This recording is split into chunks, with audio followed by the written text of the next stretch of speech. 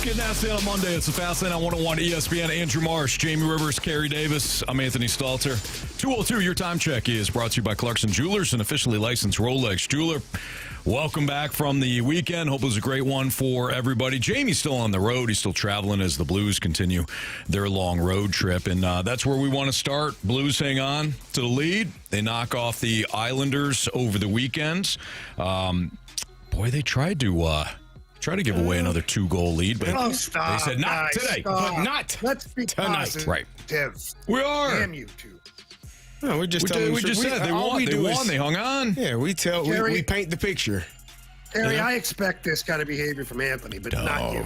I apologize. You start. Come on now. Hey, boys, how's the weekend? Okay. Carey's Jamie, let's stick to the Blues, okay? Blues had a great win. All right. ILL, Carey. Oh. Speaking we're of proud, fighting the line no matter speaking of ill, what happens on Saturdays. Well, at least the Steelers played well. Sorry, guys. Thank you. Kirk Cousins won. He was flying. Football. His offensive lineman picking him up. He's flying around that Superdome. Look at me. Walk in your trap, take over your trap. That's right. Turkey says. Yeah. Back to the Blues, though. Yeah. Marshy might want to not talk about the NFL this week. No, he's excited. He's excited that the Vikings undrafted quarterback. He might get. I've been asking for this guy all season long. I might get to watch him start a game. He's going to watch Max Brosmer likely play on Sunday. They put McCarthy in the concussion protocol. Hurt himself somehow. He fell on his head. On the plane. Maybe. On the way back. He did get blown up. He tried rushing late in that game and just got thumped and was like laying on his back like it looked like he was dead for a second. Was it the other team that hit him or his team? No, it was the other team. Did he finish the game? He did finish the game, but I mean, barely. Did he start the game? I don't know. Yeah, that was rough. Back to the Blues, though. So the Blues beat the Islanders 2-1, ending a 4-game winless streak. Team has been, they've been collecting losses left and right, but the win felt especially great. They've been collecting points. Yes. Look over here. Yeah, Jamie, you spoke so negatively about the tie that the Cowboys and the Packers had earlier this season. It's terrible. Who would finish a game like that? And somehow just getting points is good enough. I don't know. It's amazing how that At works. least they got a point. Like, hey, you get a couple of points. Imagine this. If they win, even if the Blues win one of the 2 games that are left, I mean, what a road trip, right, boys? Huh? Yeah, sure. Yeah, absolutely. I said last Tuesday, I think the Blues will pick up points in at least 4 of the 5 games on the road trip. So they just need to pick up points in at least the next 2 games. Marsh gets and it. my hot take will come to fruition. But here's the thing. What was the hot take? That the Blues will pick up points in 4 of the 5 games. No, I'm not. No. Here's the thing, though. Yeah, tell me more. Mm-hmm. It's one thing when you are trailing, come back to earn a point. Mm-hmm. It's another thing to be up by multiple goals and then go to overtime and lose in overtime. So I understand your thought process, They've done Carey. both, haven't they? Yeah. Haven't they been up? And Imagine if you didn't have the lead. Huh? You wouldn't have got a point, huh, Jamie? There you go, Carey. Spin it however it makes you feel. I'm okay with it. Well, good. So am I. Yeah. Boy, Jamie's on his game today. He's on it. Jamie, your thoughts on the win over the Islanders. What stood out to you? I actually thought it was a pretty complete effort by the team. The third period was a tough one. The Islanders put on the pressure. They were in the offensive zone for a lot of the third period. I think almost 4 minutes of possession time in the offensive zone throughout the last 20. But you hung on, man. You got a great game out of Jordan Binnington. You got a solid game defensively. You gave up that one in the third. I'm not going to lie. The butt puckered up a little bit when they scored that one because I was like, oh, no, here we go. It's going to happen. So shame on me for thinking negatively like that. I shouldn't be doing that. But, I thought it was a pretty good, wire-to-wire effort by the Blues. You can see that they're starting to gain a little bit of confidence, a little bit of energy. Practice has been different. They've been, on their toes, snapping the puck around, hooting and hollering. Pre-game skate was crisp today. I don't know. You just get a feeling that this team is starting to pull themselves back to where they need to be.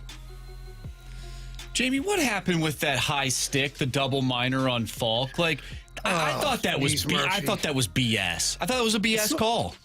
Let's break it down for a minute, because apparently it's the right call. I still haven't talked to, the NHL office, by the way, is one block left to me, and I might go over there tomorrow and ask Gary Bettman to explain this to me, because watching that play, Palmieri skates into the back of Justin Falk, clips him and the goalie, and Justin Falk goes ass over tea kettle, breaks the steel in his skate, so he can't even stand up. He looks like he injured himself on the play. And then as he's falling down, his stick is being held in the air, and Drouin skates into his stick. Like, it's not like Falk swung it even by accident. He was holding it up, and the Islander player skated into it, and therefore they gave him a 4-minute for high sticking. Here's a couple things that I question. Is one, the player was knocked over by the other guy's teammate. So, having control of your stick at all times, I get it. But if you get blindsided from behind by somebody, pretty tough to control your stick through the entire process. Two, he lost the medal in his skate, which means he can't stand up. Literally cannot stand up, so he's going to fall down. And then three, and this is my argument, you guys know me, I went into lawyer mode a little bit, and I said, well, high sticking is when you have your stick high, like above the crossbar, over the shoulders, and you hit somebody in the head. Pretty tough to high stick somebody when you're laying on the ice. I'm just saying, how can you get a high sticking call when almost your stick impossible? Is not even high? Yeah. Some would say, Jamie. That makes sense. Yeah. Yeah, so all of those questions got answered with, but they called it right. It's in the rules. So I said, okay. Well, and the play was blown dead because of the no goal. Like, I don't know in the rule book if that has anything to do with it, but I feel like once the play's over, because that happened after the puck went in and the ref said no goal. Yeah, well, they don't look at it that way, Marshy, because let me just paint this scenario for you. The whistle goes. It's an offside call. I skate up to player X and punch him in the face. Do I get a penalty or not at that point? Well, I think you probably end up getting a penalty. Yeah, so the play, even though the play is dead, the players, per se, their interaction is not dead, so to say. I just don't get it because, they take out Justin Falk. The whole thing, it made no sense, but credit to the Blues. They've had their 6-on-5 issues in the past. This time it was 6-on-4, obviously, for an extended period of time. So the fact that they killed that off was pretty impressive, and hopefully, they can build some confidence heading into this next game against the Rangers, because that was a huge win for the Blues. That was a big win. Yeah, it's a massive win. It totally changes the outlook of this road trip now, because the first two games you talk about, they gave away points, and now you get to the third game and you win. So now you've got 4 points on this road trip already. And like I said, if you can get even just one win, which I think you can get both wins to close out this road trip. And then, boy, getting 8 out of 10 points on a road trip, that's a pretty awesome road trip. But you're right. If they don't get that win against the Islanders the other night, like this, all of a sudden, it starts to look the same as it has for most of the season. And you just can't seem to take any steps forward. But with that win, it's a step in the right direction. And I'm telling you guys, I have a feeling this team is starting to turn into what they wanted to be before the season even started. Jamie, you talked about Jordan Binnington, or maybe Anthony did. How important was that for him? I mean, 30-plus saves the other night, just getting back on the right track. Him and Hofer have struggled at times this season. To get a win like that under your belt and to have as many good saves as he did the other night, how important was that for him? Oh, it was huge. I mean, you know how it is, Carey. I mean, anytime you have a good game, your confidence goes up. And when you're relied upon heavily as a goaltender. So the goaltender for me is like the quarterback or the pitcher in baseball, like just such a high pressure position to play. And when you're confident, your game just looks different. Your pitches are better. The way you get the ball out of your hand as a quarterback is faster, more accurate when your confidence is high. And for Jordan Binnington, watching him in the first period the other night, I was sitting there with Andy Strickland and I said, Andy, he looks dialed in. Like, he's dialed in. Like, he's getting across the crease, and he's not making the huge save where he's got to go split pad save. He's making a huge save, but it's like hitting him in the belly button because he's reading the play so well.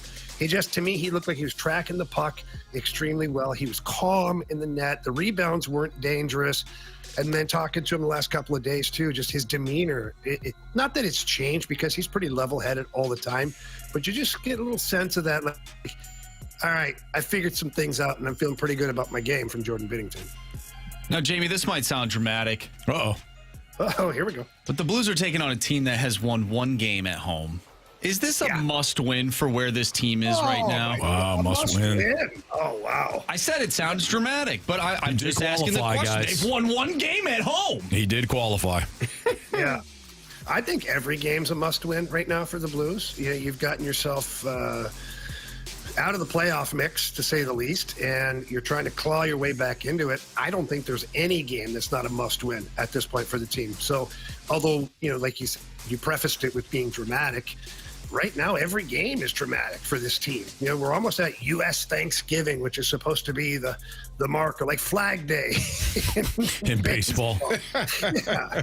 And so when you get to this point of the season, like, you want to be a playoff team, or you want to be right there knocking at the door. And for the Blues to get these next 2 wins would put them right in a spot where, okay, there's a chance here. And so that's why I think everything right now is a must-win.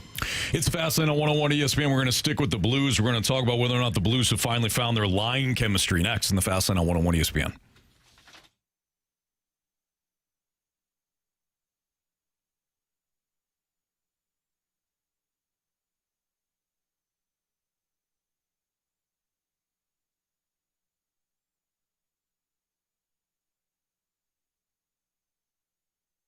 If you haven't signed up for Underdog yet, man, you got to jump on it, because we're more than halfway through the NFL season. And with the football season in full swing, you still have half a season, or roughly half a season, to earn some money right now. And you can make entries all season long on Underdog, win money in Missouri. And it's that time again. We got Feast Week. It's back at Underdog. It's from November 26th through November 30th.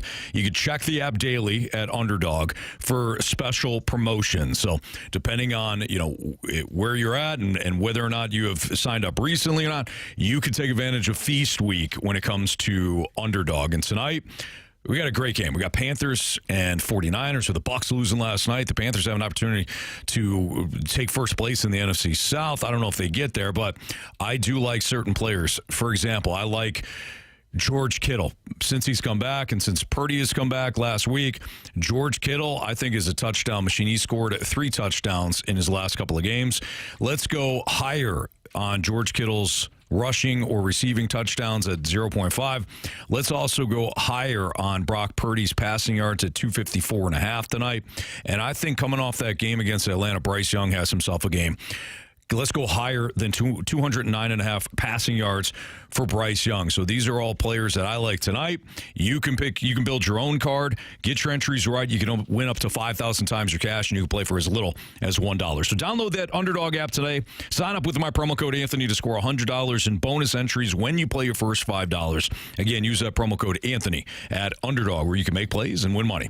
Must be 18 or older and present in Missouri. Terms apply. See assets.underdogfantasy.com/play and get terms _DFS_.html for details. Concerned with your play, call 1-800-GAMBLER or visit www.inspigambling.org.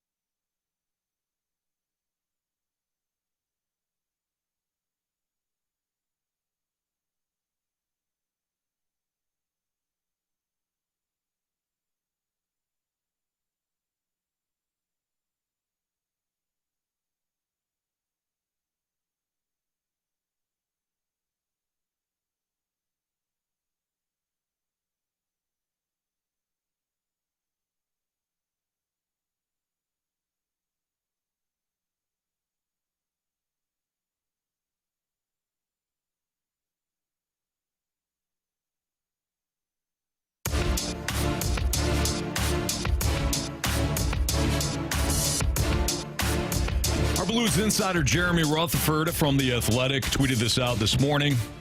Morning skate at the Rangers. Here's your lines. Neighbors, Thomas, Snuggerud, Shen, Dvorsky, Buchnevich, Holloway, Suter, Kyrou, Torpchenko, Sundqvist, and Walker. Your defensive pairings, Broberg, Parayko, Tucker, Falk, Fowler, and Mayu and Hofer will likely be in net tonight. Some of the line combinations, at least recently, look pretty good. Specifically that Dvorsky line with Shen and Buchnevich. So Monty has put the rookie, Dalibor Dvorsky, between Shen and Buchnevich. Did so in the previous game against Philadelphia. They didn't score versus the Flyers, but they generated 18 shot attempts together. The trio then stayed together against the Islanders and produced the Blues' first goal.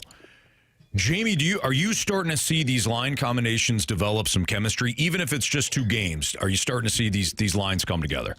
Yeah, I think that, look, it's been a tough go for the Blues. I mean, I know Monty comes under fire sometimes for changing the line so often, but, you know, in talking to him, he was pretty blunt. He said, look, teams that win a lot usually have line combinations that stay together. He's like, if you're not winning, that means it's not working.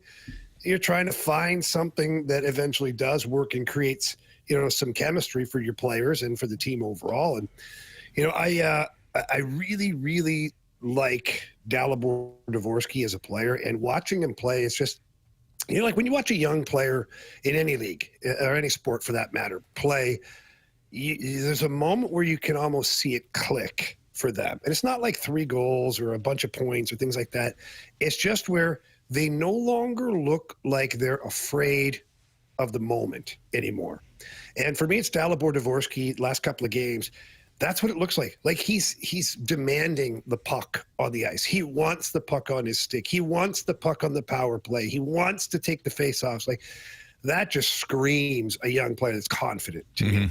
And then when you got a couple of older guys on your line, veteran players, Buchnevich and Shen, like they're there to calm things down. And that's what they've been doing. And honestly, it's been great for Pavel Buchnevich. I feel like it's taken some of the pressure off Buch to put up all those points that, you know, we want him to score for that $8 million and the 6-year extension, all the stuff that we've been talking about. You know, he's kind of got a little more jump in his step since this line has been assembled. The other night, he had a beautiful assist on a goal by Braden Shen. So that seems like it's activating him. Shen hadn't scored in like 9 games or something like that. So like that little line combination seems like it's really working well for the Blues. And guys, I'm just going to say it now, barring something crazy, I don't see any reason Dalibor Dvorsky leaves this team anytime soon as far as going back to the minors. Now, will they maybe send him down at Christmas time because he get an extra couple of games or during the Olympic break? Who knows? That's stuff that like even Zach Bolduc last year during the Four Nations break got sent down to play in Springfield just for more ice time. So you don't know if the Army or the Blues will be doing that. But as far as merit is concerned, I don't think he's going anywhere. Nor should he. Yeah, nor should he, Jamie. I got some numbers here. So against the Islanders, Dvorsky was 6 for 12 on faceoffs, including 2 for 4 versus Bo Horvat, who is an elite faceoff center. Since his call-up, Dvorsky's 55 for 108, 50.9% in the circle over 12 games. Buchnevich has had some strong praise for him, saying calls him strong on faceoffs, defensively responsible, eager to learn, says he can make plays, shoot, and is a quote-unquote good kid with a positive attitude. Shen says he highlights how smart he is with the positioning, battle level, details, says he's easy to read off and will be a good player for a long time. A lot of this I pulled from our guy Jeremy Rutherford, who highlights kind of that specifically that line combination. But to your overall point, I mean, why would he? Why would he go anywhere? This kid, we've been waiting for him to develop. You had mentioned it at the start of the segment, Jamie. Sometimes you could just see when the situation clicks.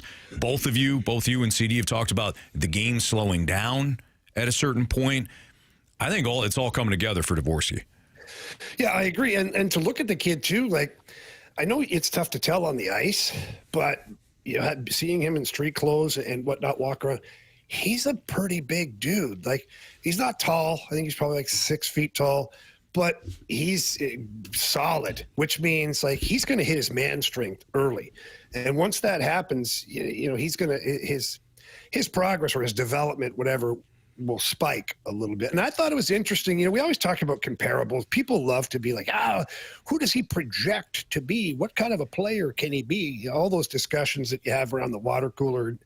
I think Jim Montgomery said it perfect. I believe it was yesterday. He said that he looks at Dalibor Dvorsky a lot like a Paul Stastny. And I thought that was awesome because Paul Stastny was a really good player at the NHL level for so many years.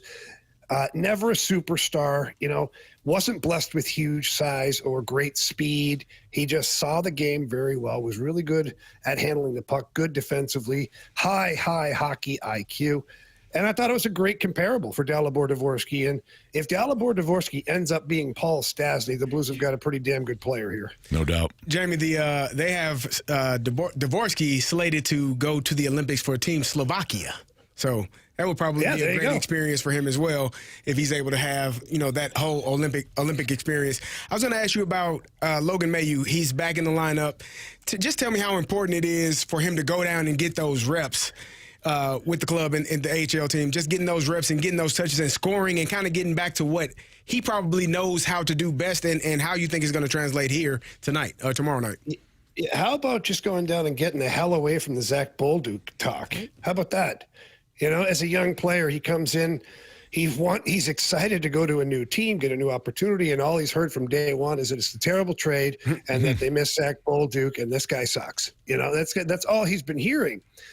So now it's funny how things work out, but he goes down, scores 2 goals down in Springfield. From what I gather and talking to some of the staff down there, was a man amongst boys, playing really, really well. And what else has happened? Zach Bolduc has completely cooled off. I don't think he's had a point in like 12 games. He's playing under 10 minutes a game. It's not the same. So now Logan Mailloux, and I'm not saying that to dog on Zach Bolduc because you guys know how I feel about him. I love him as a player. I love him as an individual. He's a great dude. But my point is that now Logan Mailloux is coming up into a situation where he's not going to get just absolutely mutilated because he makes a bad pass or something like that. And, oh, look at Bolduc's got 50 goals. And like, that's not happening anymore. And so what I really want for the youngsters, just go play. I want him to treat MSG like he's back in Springfield. Like, this is no big deal. Just go play. Don't worry about the critics. Don't worry about, you know, small little details of the game that you still might be refining. Just go empty the tank, play hard, play physical, and show people that you belong in the NHL. And just like everything else, it'll start to make sense to them. The play will slow down. I predict that in a month's time, we'll be talking about Logan Mailloux like we are currently talking about Dalibor Dvorsky, just, you know, all of a sudden clicking and the player being a welcome addition to the team. That's Jamie Rivers, Carey Davis, Andrew Marsh, Anthony Stalter. It's the Fast Lane on 101 ESPN. We'll update you on our Week 12 NFL Pick'em Challenge results and dive into some of the big matchups that we saw over the weekend. Boy, pretty heavy accusations coming from the Riz show, I'll tell you that much. Oh, really? Yeah. Yeah. Okay. Well, my name was drugged through the mud this morning, boys. Wow. All right. Well, we'll get into that, and also talk about how Carey's Eagles choked on applesauce in Dallas. Come on, my damn Eagles, my Steelers.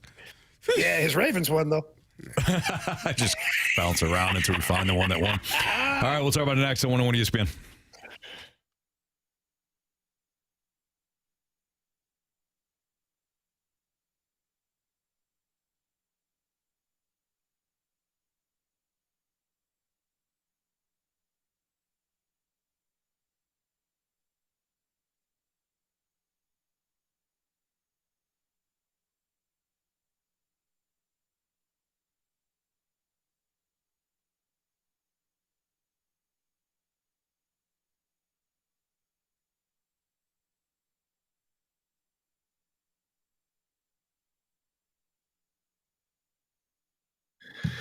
All right, listen up. Have you ever thought about U.S. farmland as an investment? Yeah, probably not. I had not thought about it either until I had a chance to sit down with the founder of AgVest. His name was Chris Bronner. We sat down in the conference room, and he kind of mapped it out for me and showed me why it's such a great and wise investment. Then he threw out some names, of course, Warren Buffett, Bill Gates, Shad Khan, just massively successful individuals who are also investing in U.S. farmland. And it's not because it's a hit big investment. No, it's a steady investment. You get steady returns, long-term growth, and just real stability. And no matter what the stock market is doing on a daily basis, don't worry about it. Your U.S. farmland just keeps appreciating year after year after year. And if you own farmland as well, call AgVest. They can help you maximize the value. They can offer full service management from sourcing, diligence to rent, as well as tenant selection. So for all that great stuff to invest in U.S. farmland, or if you have farmland that you'd like to have help with, call AgVest founder Chris Bronner at 618-520-7022. That's 618-520-7022. Or you can always visit agvestadvisors.com. Buy land. They're not making it anymore.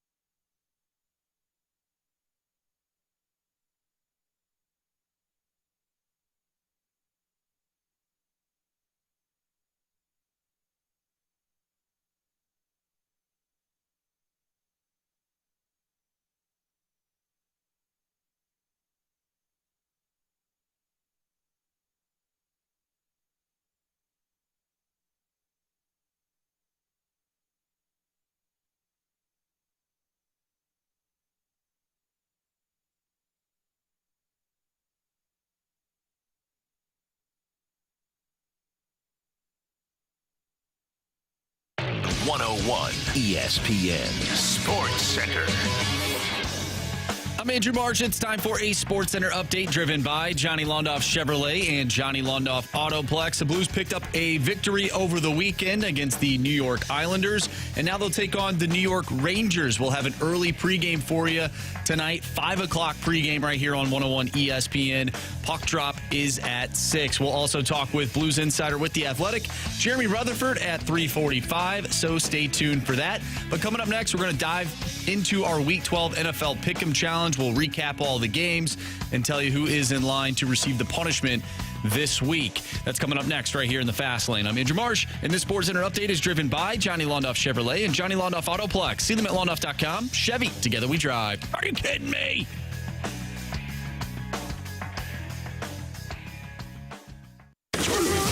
Get ready to pick 'em. It's the Fast Lane Football Pick'em Challenge on 101 ESPN. Refreshed by Bud Light, official beer of the NFL. Easy to Sunday, easy to enjoy. Enjoy responsibly.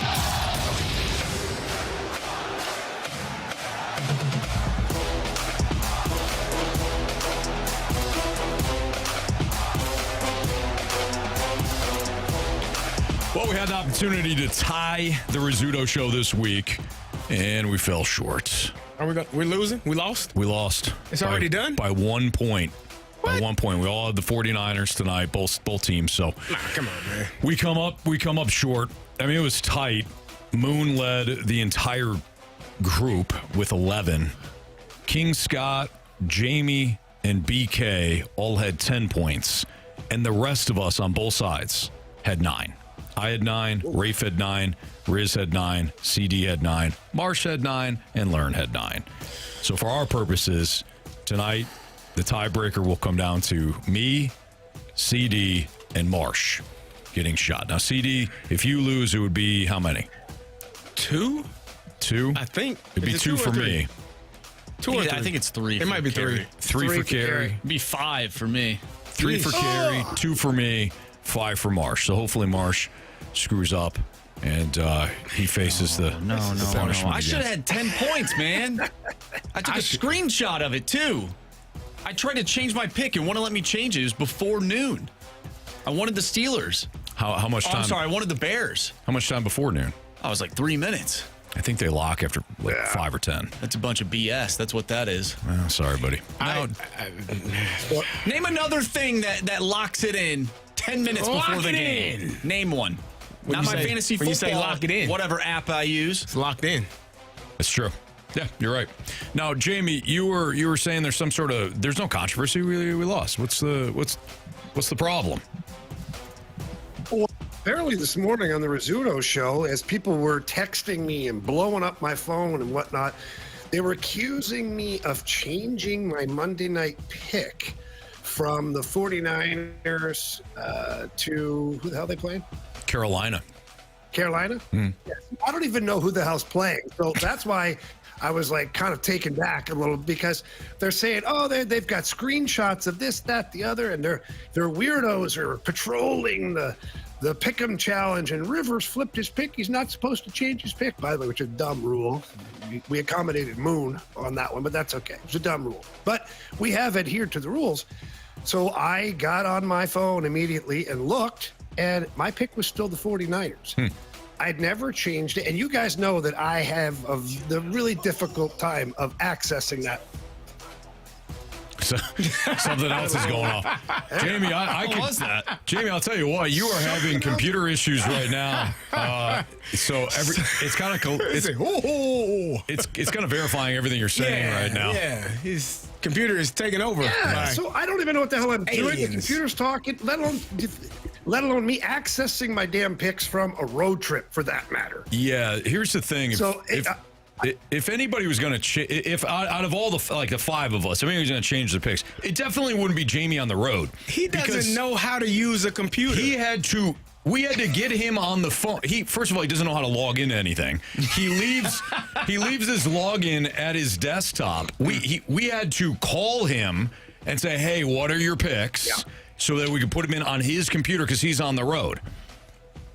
So yeah, and that's why I have 75 tabs open on my computer, because if I close one of the tabs, I can't get back into what the hell I'm trying to do, which would be the Pick'em Challenge. So, and as I was doing more investigating, Photoshop's real, boys. It's gotten even worse. AI is terrible. They got pictures now of 2 people. There's a still picture, and all of a sudden the AI changes to where they're kissing. And it's like, whoa, what's going on here?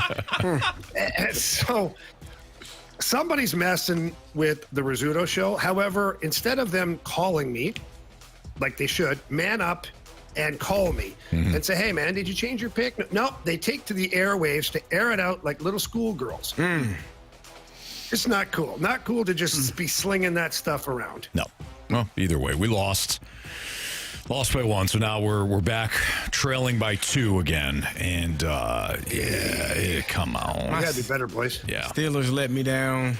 They just, And Thursday night, I was thinking about, we talked about it. Yep. And we talked about it. And part of me was like, man, they ain't going to be able to score. But the Texans have an elite defense. There are like 2 or 3 teams in this league this year with elite defenses, and their offenses just kind of, show up when they feel like it. The two that got me, actually, there's just one that got me. When I woke up on Sunday, because remember I said the Cardinals, I think the Cardinals could upset Jacksonville, and I had the Cardinals on Sunday morning. The more I thought about it, I'm like, I can't, right? So I flipped that. The other one it wound up working out. But the other one I stared at, I'm like, this isn't right. Eagles Cowboys. Nope. We talked about that, We though, did on talk about Thursday. that Line made no sense until it did. I had the Raiders. Whoa. Oh, my gosh. Yeah, I admit it, I had the Raiders. Oh! I'm ashamed. You should be. They're like, I'm like, these shouldn't be favored. They shouldn't be favored. Well, why are they favored? Favored at home? They're at home. They're 2-8 teams. I mean, they're bad, but they're playing the Browns. Cleveland has the much better defense. Oh, there's no question. All right. Yeah. 10 sacks. Yeah. That played out exactly like it should have. At honestly. what level, especially at the NFL, 10 sacks, man? Yeah, it's bad. You give up 10 sacks? Like, are you even trying? I didn't flip. You didn't. I didn't flip. Shame on you, because 10 sacks. Yeah. And the Browns, I mean, I get it. I just felt like even Shador playing, he didn't play fantastic, but I told you in the office, he had 3 passes over 35 yards. The entire season, the Cleveland Browns had 1 pass all season over 35 yards. That's why Myles Garrett fainted on the He sidelines. almost fell out. He's like, what's this? When he threw the 1 yard line. To Isaiah Bond. Like, did you throw the ball? You can throw the ball that far? Holy smokes. Who was down there? Who was the receiver dancing around just in the mid? Was that That was Tillman? Jerry Jeudy. Oh, it was okay. When he fumbled- It was Judy. Yeah. He was like dancing, skipping around. He was trying to set somebody up and didn't realize, hey, in football, especially in the NFL, people run after the ball carrier. Yeah. They chase you down. In fairness to Jerry Jeudy, Saquon also got chased down. Yeah, that was yesterday. more of a... Dude, yeah, that was just good play. It was. I just wanted to transition to the Eagles. What an absolute crock that was last night. You're up 21-0 on Dallas. You're doing whatever you want. Saquon puts it on the ground. Then the punt returner, Gibson, who got cut by the Jets. And why did he get cut by the Jets earlier this year, Marsh? Because he fumbles. That's correct. Fumble problems. Yeah. Whatever happened to put your heel? I mean, Carey, I'm literally asking you, is this no longer a thing? What happened to put your heels at the 10, and if the ball goes over you, you let it go? Well, they kind of changed it now, so sometimes they'll be on the 7. But at no point in the history of football should you ever field a punt on the 1. Okay. And he did. So anywhere like inside the 5. It's almost karma. Like when you do bad things happen to you. Yeah. Like that's a cardinal sin. Like, hell, you doing? Catch that? No, you shouldn't. And then what are you going to do? You're going to compound the problem by fumbling it. So you're already going to be inside the 10 if you get tackled and everything goes perfectly. And you get tackled, you get smoked. And Marshy brought it up, the young man for the Raiders, number 38, I don't know his name. Man, he played his ass off on that punt. He got knocked down again, and got up and is the one that caused the fumble. Like, if that is a lesson in perseverance for young players, coaches, show your kids that play. Yep. Because he got knocked down. And what we're taught in football, ground is on fire. That means get your ass up as soon as possible. Don't lay down, oh, man, he knocked me down. Oh, no, I'm terrible. People are going to laugh at me. I got to get the hell off the ground and go make an impactful play, and that's exactly what he did. Yeah, he did. I credit the Cowboys. They could have folded like a cheap suit. They didn't. Dak played very well again. I mean, it was really all Dak yesterday. It was kind of fitting that he was the one that dove into the end zone to tie the game. Still, I thought, all right, Philadelphia is going to march down the field. They'll get a field goal. They'll cap this thing off. They'll escape Dallas with a narrow win. But Dallas's defense bowed up. They look good. They've stopped the run. I mean, we all kidded. We've all joked about trading Micah Parsons and being, acquiring a couple of run stoppers. Well, they're tough to run against now, and they developed a little bit of a pass rush. I can't defend the Philadelphia Eagles anymore in the way that I have. Because I've often said, they'll figure it out. It's not good. But like that, you're up 21-0 against a division rival who wants to quit. Like they have everything in them to be down and out for the entire season, and you have the opportunity to put them down and out for the entire season, and you let them just get back into the game systematically, get after you. You fumble the ball like you talked about by Saquon. Gibson puts it on the ground, and then you offensively, they can't run the ball either. No. Like Kansas City Saquon figured it out Barkley. yesterday. Yeah. For the first time all season, and they won the game, which that was a hell of a game as well. But you can't run the ball, and you don't even try to run the ball. And I'm listening, and I'm actually thinking about, I was listening to, I think it was Get Up this morning. They were talking about, and Rex Ryan was talking about defending the Eagles' offense. How simple it is, because they don't move anybody. They don't motion anybody. They don't shift anybody. Nope. They line up in what they're lined up in, and they're running a play, which means they only got a few places that they can go. Yeah. They're not moving anything, which causes chaos on the defense. Ask me about it, Anthony. Wisconsin probably ran 90% of their plays were motion, and I'm not exaggerating. Well, the Wisconsin basketball team has had a rich history. They move guys. The football team had scored 6 points a game in Big Ten play, and they scored 27 against us. But back to what I was saying. The motion is what I was going. The motion throws defenses off, and Nothing. no. They're running basic route combinations. It is The boring motion that as matters, hell. Carey. It's just The motion in the ocean. Jamie. They're just lining up. They're just lining up like we got better players, and it's worked. It ain't working now. It's not working now. Cowboys are still alive to make a playoff push. I'm looking at the record. The record is 5-5-1. But they had the Chiefs and Lions coming up. Oh, the Lions. Tough What? matchups, but It's a also, comeback team right there. How gritty are they? Oh boy. I don't know if you know what you're getting. You don't know what you're getting from those two teams, and the Chiefs and the Lions, right? No. But then they had the Vikings, Chargers, Commanders, Giants. Those are 4 winnable games. There's a chance that by the end of the season, the Cowboys are still in the mix. And that game right there basically saved their season. I know how the Lions came back. The Giants. I don't know how the Chiefs came back. Hey, I'm just saying. I can tell you how. They can't run the football, and the Colts. They couldn't run the football. They couldn't run the football yesterday. They couldn't run the football yesterday, and you relied on Daniel Jones. Sure. I'm actually more talking. Yeah, you're right. I'm more talking about Kansas City, who could not put the ball in the end zone to save their lives yesterday. They had kicked a bunch of field goals, including when you had an opportunity. You could have avoided overtime, made a big play to Xavier Worthy made a big play, got him down deep, and you're like, okay. They're gonna win this thing in regulation. They don't even need OT.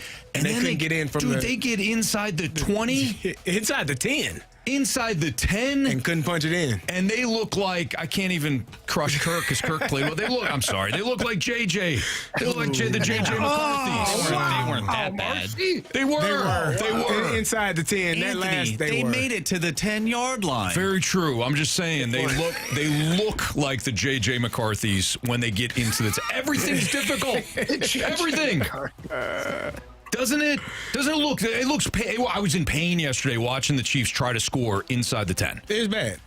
All game. It's not a good football. I mean, I don't know. They figured it out. They ran the football and had some success. Finally, they had over 100-yard rusher in Kareem Hunt. Yeah, like they did a good job. Which if you're Indy, really, you allowed 109 to him. Yeah. I don't know. He's a good bowling ball, whatever. But 50. If you get, it's going to be 3 yards per rush for Kareem Hunt. Like it's gonna be a hard 100 yards for him.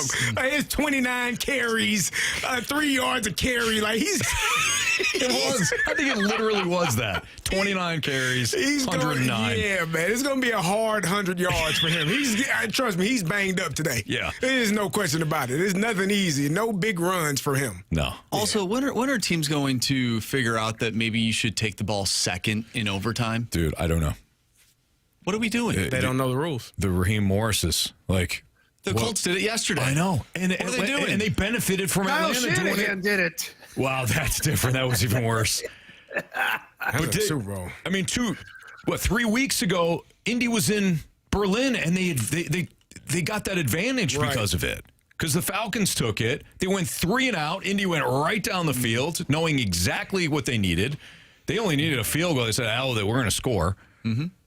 And then you do that yesterday? And you went 3 and out. What the hell are you doing? Dumb. You don't know. You don't know ball. You don't know ball. Shane Steichen. He knows ball.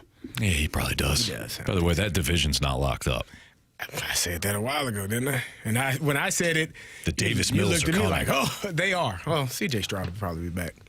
But that defense is I think outstanding. you got to stick with Davis Mills. I don't think so. It's 3-0. I don't think so. That's a winner. Guy's a winner, Jamie. Yeah. You know what it reminds me of? When Cooper Rush stepped in for Dallas. Kirky Cousins? No, not Kirky Cousins. Well, again, I can't Kirky. Here it is. We Can't talked fault about him. this last week. I can't fault him. They're going to win a game. Anthony can't. No, Doesn't know just, what to do with just himself. saying. I I just told can't you do with with his hands. I can't crush him. I don't know what to do with my hands. Me? yeah. I'm Italian. I know exactly what to do Kirky with my Cousins. hands. Oh, Kirky Cousins doesn't. Yeah. No. Good. Threw a nice ball to Darnell Mooney. Granted, it was against the Saints, but we're the Blues right now heading into the Thanksgiving break. Or hockey team. And we'll light the lamp next on 101 ESPN.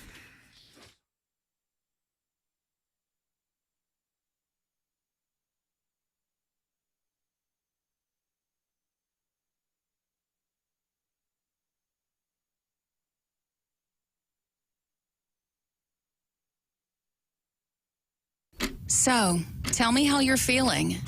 Unseen, unheard, unclean. I've been sitting in the basement all summer long collecting dust, and now they...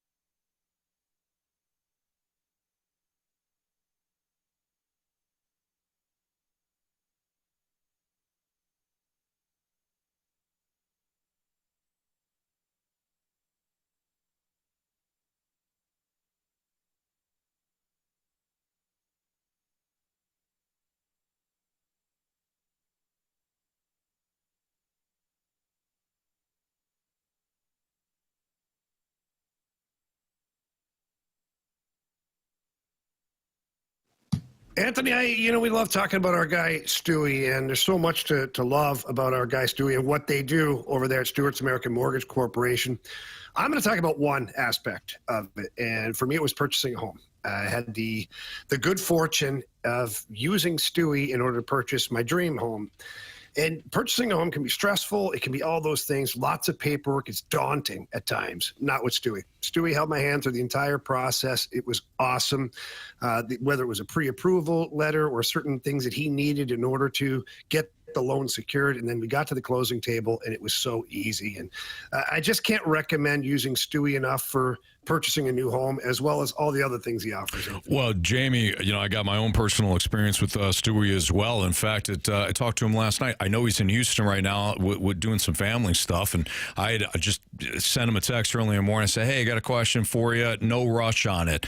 He goes, all right, no problem. I'll give you a call tonight. I said, no, you don't have to worry about that. He did. Gave me a call last night, walked me through a couple of things that Chris and my wife and I were thinking about, and he stayed on the phone for us 30 minutes. He's in his Houston hotel room, and that's just not just for me. That's not just for Jamie. He does that with all of his clients because he loves what he does. He has a passion for it. So just like Jamie said, whether you're purchasing a home, whether you're thinking about purchasing a home, where you got to get a pre-approval letter if you want to refi right now, but you don't know if it's a good time to do it, Stewie's got to be your guy. He's unbelievable when it comes to customer service. He's unbelievable at finding you extra ways to save money. He's incredible. So pick up that phone, give him a call, or shoot him a text at 314-324-4440. Again, that number is 314-324-4440.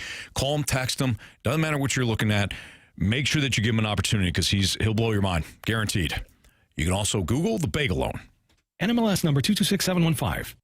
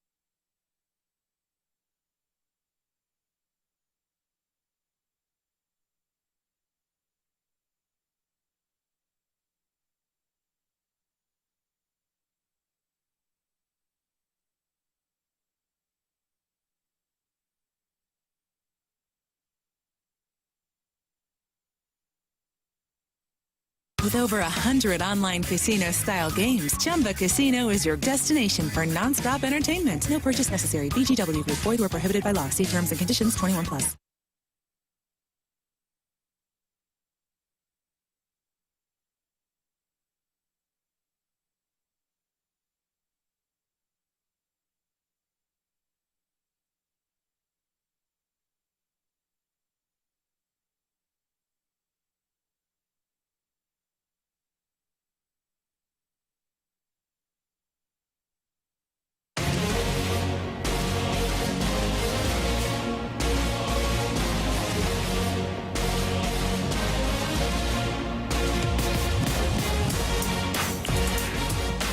We have the Blues game tonight, which means that JMU's on the road. We'll leave after this segment here. Blues, Rangers tonight, 5 o'clock pregame here on 101 ESPN. Blues Radio Network will have the puck drop around 6 o'clock. Jamie, as we look at this matchup specifically with the Rangers, and we just kind of talk about the Blues heading into Thanksgiving break, right now the Blues are 5 points out of a playoff spot, but that's really just kind of a way that we have offered some perspective, even with the Blues struggling. The points are important. When it comes to this team, do you feel like they're starting to figure out who they are, or are they still a couple of games from us really feeling confident about, okay, we've got a positive direction now?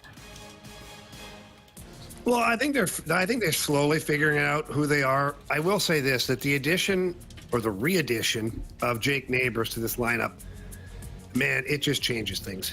It just does. Your lineup is deeper. He's such a competitive player. He goes to the dirty areas. There's just a different energy around the group. Every team in every sport has one of those guys that, like, when they're out of the lineup, it's noticeable. Not just on the scoreboard, but in so many ways. And, that was Jake Neighbors. He was out for, I think 11 or 12 games. And you could tell that he wasn't out there. And the moment he's come back, it hasn't been perfect, but he's been so good for the Blues. And I think that he brings out the best in Robert Thomas as a line mate.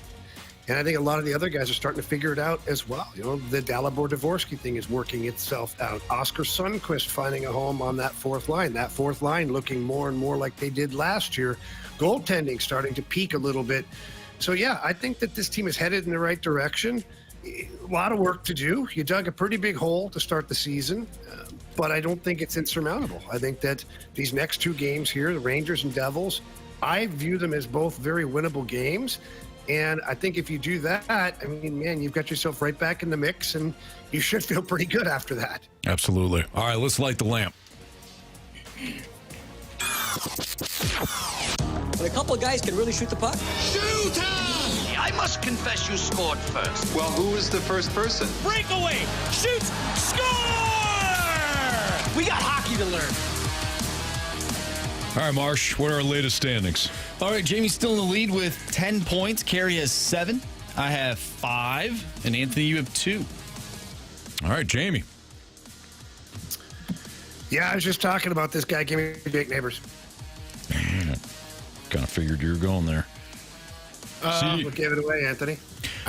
Give it away now. Red Hot Chili Peppers. Yeah, nice job. Holy smokes. What?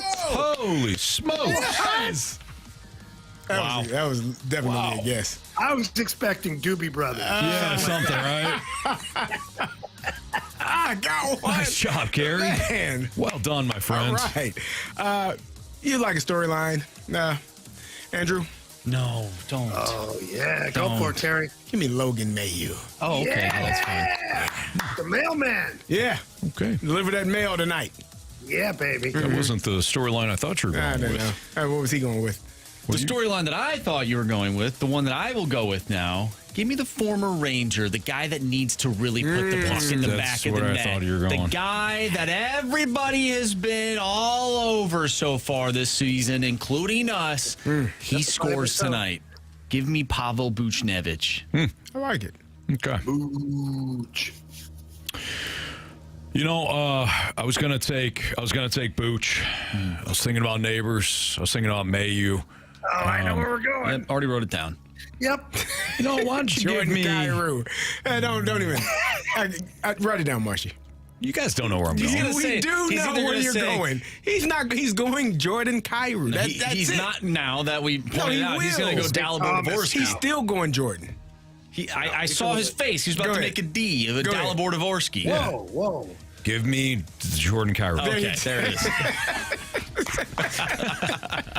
Why don't you go ahead and give me Jordan Kyrou. All right, Jamie. We'll talk to you in a couple days, pal. You got it, man. We'll talk to you. All right, man. That's Jamie Rivers. He'll be on the call tonight, FanDuel Sports Network, as the Blues visit the Rangers, looking to, at the very least, get another point. But why don't we get on a bit of a winning streak here, huh? Yeah. You like that, CD? I would love that. Would be nice. A winning streak. That'd be cool. You also like Guns N' Roses tickets, I know. 101 ESPN. Hey, that's us. Has your shot to score a pair of tickets to Guns N' Roses on August 16th at Busch Stadium. Tickets for the show will go on sale next Friday, December 5th at 10 a.m. But we have your shot to score some free tickets right now to see Guns N' Roses. Here is your trivia question. We'll start off with a bit of a layup here. Where was the band formed? Where is in city and state? City? City. SC? Maybe not. Where was Guns N' Roses formed? What city? Text in to the Air Comfort Service text line 314-399-9646. If you have the correct answer and you're the 101st texter to the Air Comfort Service text line, you'll win the free tickets. And you can find all the concert info and a bonus shot to win free tickets at 101ESPN.com or on the 101 ESPN mobile app. Let's get into the college football Week 13 headlines. There weren't a lot of big games, although the biggest one certainly offered a lot of storylines. And we'll also discuss what the hell happened in Norman for Mizzou. That's next on 101 ESPN.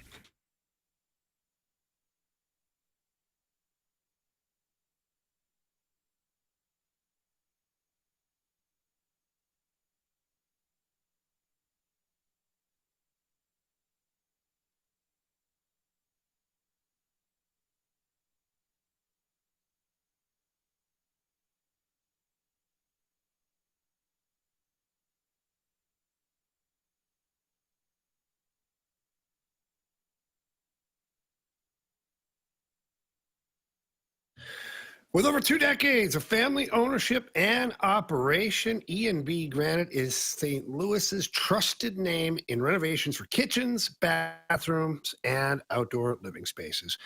My friends over at E&B Granite, they offer an extensive selection of custom countertops, cabinets, and flooring that cater to diverse tastes. The variety of colors, patterns, and styles are guaranteed to bring new life into your living spaces. They are backed by a skilled team of professional fabricators, installers, and the in-house design staff is absolutely fantastic. So please stop by the showroom at 6135 Manchester Avenue. Get in there and chat with the in-house design staff about what your vision is, and I guarantee they're going to help you along the way, and you're absolutely going to love the end result when E&B Granite is done with your kitchen, your bathroom, or your outdoor space.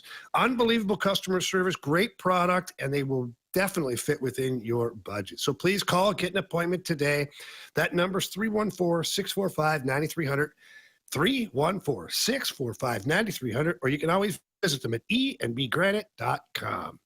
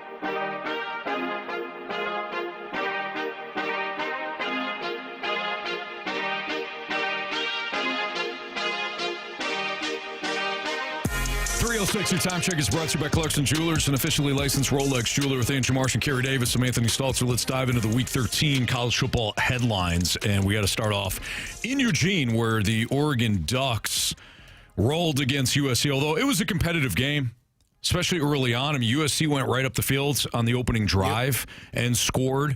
It was a 28-14 lead for Oregon at halftime, but I didn't think that Oregon was necessarily running away with the game. And in the second half, it was fairly competitive despite the 42-27 score. I mean, if you watched it, USC was impressive. They just couldn't get the stops that they needed. The wide receiver core, by the way, for USC before we flip to Oregon, probably the best or second best in I think football? Second best in the nation. Behind Ohio State. Yes. Ohio State, to me, has the best wide receiving core. This USC receiving core, holy. Mekhi Lemon is a dude. Yeah. Like, and the other one, Jacoby Lane, is a really damn good number two. Those two receivers. Hines had 6 catches for 141 yards and probably the best catch. They got guys. They got dudes. They got guys that can play. Yeah. Yeah. Unless it's on defense. Well, we were just talking about offensively. Yeah. Because offensively they can make some plays. But I think this was I don't want to say a signature win, but this was probably the best win Oregon has had all year because of what it meant. We were talking last week about how if USC goes into Eugene and beats Oregon, how it can just completely throw the college football playoff bracket into turmoil, right? Because you now potentially have 2 10-win Big Ten teams, and Oregon's they took care of business. Jeremiah McClellan, the St. Louis kid, I think he played at CBC as well. Very good receiver. Got injured, got banged up a little bit, but he had a good day. Like they played ball the way that you expected them to play ball. They found a way to get stops defensively, and they were able to just get it over with. So for me, I think Oregon had a great win on Saturday. The win, in my opinion, CD, gets magnified by the fact that they had lost how many offensive linemen? Oregon, before and then got a couple, and the center got hurt. Yeah, they had some banged up people. Going into the game, they didn't have a couple of offensive linemen. Their swing tackle was unavailable for the game. You mentioned it. Their center gets hurt. Their O-line was not only down to the 2 deeps, but some of the 3 deeps on the depth chart. And they were still able to roll up and down the field 42 points. And at receiver. Their 2 starting receivers were banged up, and like I said, McClellan got banged up in that game as well. Like they are getting decimated from injury, but they still were able to put together enough points and put together enough defense to find a way to win that game. And Kenyon Sadiq is awesome, the tight end. Yeah. He had 6 catches for 72 yards and 2 touchdowns. He's going to be, in my opinion, he's going to be a first-round pick when he comes out. But Oregon, here's my biggest takeaway with Oregon. If they ever get healthy, watch out. They're a national champ. They're a national title contender. They probably already are. I don't know if they line up with the amount of injuries they have right now and beat Ohio State. Indiana already beat them earlier in the year in Eugene when Oregon was healthier then. But when they're healthy, I mean, they're completely healthy, Oregon can challenge anybody in the nation. Here's one of the benefits, though. They won't be playing in the Big Ten championship game. Right. So you essentially get a bye week. They got to beat Washington. They beat Washington. They're in the college football playoffs. You'll have a bye week earlier because obviously whoever wins that Big Ten championship game will get a bye week, but the loser won't. So you're essentially adding an extra bye week to allow yourself to heal up, go play Washington. Hopefully you take care of business in the first half and don't have to continue to play your starters in the third or fourth quarter. And then you can get an extra week to heal up while you watch the Big Ten championship and wait for Sunday to see where you're going to be playing that following week and who you're going to be playing against. Yeah. Moving to the local product here in Missouri. Mizzou falls to Oklahoma in a game that a lot of people, I mean, we talked about it on Friday. I kept saying, Carey, you guys were off. I said, hey, get the game to the fourth quarter. That's it. That's your job if you're Mizzou. Going into the fourth quarter, it was 17-6, and I thought Mizzou had no shot. No. It's just they couldn't move the ball at all. Bo Prabula struggled mightily in that game. He was 20 of 36, 231 yards through 2 picks. Ahmad Hardy did what he could, but against this OU defense, and OU's got one of the best defenses in the nation, so none of this is necessarily surprising. But with the way that Bo Prabula played, I came away, he's got a year left of eligibility. I don't know if you're Mizzou, you bring him back. No. Nah, you bring him back because what else are you going to do? It's hard enough. I think you got to turn it over to Zollers. Well, maybe. Not that Zollers gave you a feeling of being extremely comfortable in what he was able to do in the passing game. No, but at least you feel like if you give, you would think there's some upside there. Like I think this is Bo Prabula. That's as good as it's going to get. I think that's as good as it's going to get. Okay. I mean, I hate to do that coming off his worst game, but what else are you going to do? You're going to go back to some of the games that he played against lesser opponents? No. I mean, maybe it was the injury. Maybe he came back a little too early.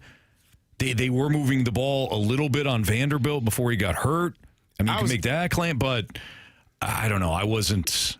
Mizzou's passing games got major issues. I was surprised that he was playing in this game. Me too. Like when they announced it, I guess Friday night or early Saturday morning. It was actually early Friday. Yeah, I was very surprised that he was playing in that game. But again, I think that game, watching that game, because I was able to watch the whole game because we were at the hotel and didn't have anything to do. You're right. Mizzou had nothing going. Defensively, they were hanging with Oklahoma until that pass to Sategna. I don't know how to say his name. Isaiah Sategna. Sategna. Until that pass, that crossing route where he just caught it and outran everybody. Like that was a hell of a catch and run. But until then, you felt like, well, if your defense can continue to play, you might have a chance. They couldn't get anything going offensively. I know people, you got to hand the ball to Ahmad Hardy. They gave it to him 17 times, but at some point, 57 yards, you're not getting enough going offensively to be able to sustain that running game, and you had to drop back and pass it, and they didn't have the success that they needed to have. There was a couple plays to Kevin Coleman that were nice, especially in the first half. Yeah. But again, it never felt like Mizzou offensively was going to do enough to give them a shot to win that game. I completely agree with you, though, with the defense. That defense for Mizzou is nasty. That defensive line is excellent. And it stinks that they couldn't figure out the passing game enough to move the ball effectively throughout the course of the year against the more quality opponents. On the other side, Oklahoma, I think we know where this is going. Like, they're going to be a headache defensively for anybody, but John Mateer in that offense is not good. No, they're not. They're going to get bounced. They are. They're going to lose. They're going to lose a game like 20-6 or something. They're going to lose a game 17-6. They're going to face a quality offense that's going to move the ball enough, and John Mateer is going to make mistakes. They have really watching him play. Oklahoma has told him, don't lose the game. Yeah. Don't make these big plays, splash plays. Just don't lose the game. And we'll figure out a way defensively. And we'll figure it out defensively. Or we'll hit one of those big plays like you did to Sategna, and we'll figure out a way to score that way. You're not going to do that against some of the better defenses. Mizzou was playing really good defense. Like they have played really good defense all year long. It's just when you allow one big play and then you allow another touchdown, 2 touchdowns, it felt like it was over. Yep. And it pretty much was. So who would they play? Do you know off the top of your head? Oklahoma? Yeah. I don't know what the bracket looks like. I believe it's an 8-9. I think they take on Notre Dame. It'd be Notre Dame. Oh yeah, they're gonna get smoked. Notre Dame put up 42 points in the first half against They had Syracuse. 21 before the offense. They didn't even have they didn't touch the football offensively. They scored 70. Pick 6. Was it a blocked punt or a punt return? It was a blocked punt. I think it was a blocked punt. Another pick 6. Yeah. That was embarrassing. It was 21-0 before the offense got on the field. And then 2 plays later, after the offense got on the field, Jeremiah Love said, see you. Yeah. And then in the first play of the second half, Jeremiah Love took one to the house. Yeah. First play. Yeah, Syracuse. Holy I believe smokes. they had a walk-on quarterback playing. Syracuse? Yeah. That makes sense. He didn't play defense, clearly. Wow. Or special teams. And then he put his defense in the. Oh, he did throw a couple picks. Notre Dame didn't touch the ball offensively for three straight drives. Syracuse didn't do it either defensively. Either way. Are you bought back into Notre Dame after that win? I know the whole style points and all that fun stuff. Here's what I love about Notre Dame. No pun intended. I love Jeremiah Love, the CBC product. I love Marcus Freeman. I think the defense has gotten better each and every week because they had problems defensively earlier in the year. They have gotten better. I don't trust CJ Carr. You shouldn't. But the way that they run the football, you can trust that. And going back to it, looking at their 2 losses, right? They lost by a combined 4 points. Yep. So it's not like and one of those teams now is the number 3 team in the country. Miami had some struggles, hit some road bumps here, but they're still highly ranked in the country. If you're going to lose 2 games and you lose by 4 points combined against teams that are highly ranked still at this point in the season, maybe it's not a terrible loss. Maybe I can come around to that and see. And it's also a team that played in the national championship game last year. Yep. So you combine all of those factors. It's not a one-hit wonder type of deal in terms of what Notre Dame has done. I can probably come around to it. And when you put up 70 points and 40-plus points in the first half, I don't care who you're playing. That's a Power 5 program. You can say whatever you want to say. They put up a lot of points. It was 49 points in the first half. Excuse me. I was off. It was 35-0 after the first quarter. Yeah. I just, I feel like if you're minimizing head-to-head, especially with the whole Miami-Notre Dame game, both teams with 2 losses, I understand what you just mentioned is true. Like, their losses haven't been by that much. Right. But if you're minimizing head-to-head, I think that ultimately is a scary thing moving forward. Then why play these games if the head-to-head doesn't matter? I think it all matters. I think that's the point that the committee's trying to make, is that, yes, head-to-head matters, but it's not the only thing that we're determining based on these rankings. Then why play the games? If it doesn't, because if you're Miami, you could still lose to Louisville and you could still lose to SMU. That's why you still play the games.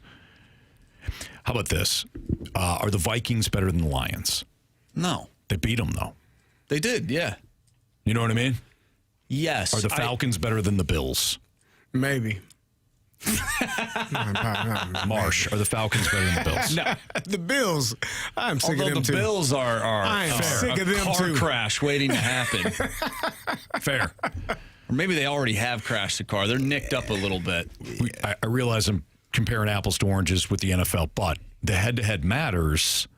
But in the grand scheme of things, really, you have to look at the quality of wins, quality of losses, right, and the head-to-head. Yeah. And I think that's where Miami loses in the argument to Notre Dame. Here's the thing where I push back on that. The Vikings and the Lions don't have the same record. Which is why you have to look at everything, right? So you're saying Miami should be in ahead of Notre Dame? Well, I here's the thing. I don't necessarily believe that, but if we're looking at head-to-head, they should be, because they beat them. Right, then why play the game? Let's look at this. We'll do this again. We'll look at it fair. All right, we'll take it back here. So Miami, their quality wins: Notre Dame, South Florida, and we're just going off of where they were ranked, okay, right, at the time. Then we can dissect it. Notre Dame, South Florida, Florida State. Those were the quality wins for Miami. Their losses, unranked Louisville and unranked SMU. Okay? And can I take it a step further? Sure. South Florida and Florida State not ranked at this moment. They're not. And I understand that. I understand that. I think just my point is when it comes down to, we're like, well, this team's got 2 losses and this team's got 2 losses. Who's the better team? Well, we have a game that shows that team beat that team. But you know what? It doesn't matter. I get it, but I'm just saying, if that's the precedent that they're setting moving forward, you have to keep the same energy when it comes to maybe some of the Big 12 teams. If there's something there where it's like, well, this team beat that team, so they're ranked higher. It's like, okay, we'll keep that same energy for other teams in the nation. I think they are, though. Like, if we move on from the Miami Notre Dame game and look at like two other teams that might be similar. Even if they have the same record, what would we do? We would look at the resume, right? The teams that they played, and the teams that they played, the quality wins, the quality losses. Yep. I think that's what we're doing with Miami and Notre Dame. It's pretty close, but Notre Dame, their quality wins would have been USC and Pitt, and their quality losses would be Miami and A&M. Miami's still ranked, obviously. A&M's the third number 3 team in the nation. USC is probably no longer ranked. Probably not after today. Pitt's going to be ranked because they walloped Georgia Tech. They might be 25th they might jump or back something. in there. Yeah, they're 24 in the AP top 25 right now. Look, it's close. I'm not necessarily saying like it is a slam dunk for Notre Dame. And here's the thing: if they played tomorrow, I would think that Notre Dame would win the game. My point is. They've already played and Notre Dame lost. They've already played and Notre Dame lost. So if you're going to go down that road, you set yourself up for the future, and things could get a little hairy in the future. I'm just saying. That's the point that I'm trying to make. Unless Notre Dame's involved. Why, Carey? Because it's Notre Dame? Yeah. It's a fast lane on 101 ESPN. Sports, I think that's the biggest thing you're missing, Marsh. Because, it's Notre Dame. I mean, you could. It's Miami, Anthony. It's Notre Dame. Okay. Sports Six Pack Part 1 is next. 314-399-9646. Air Comfort Service text line. We'll probably get through one question next on 101 ESPN.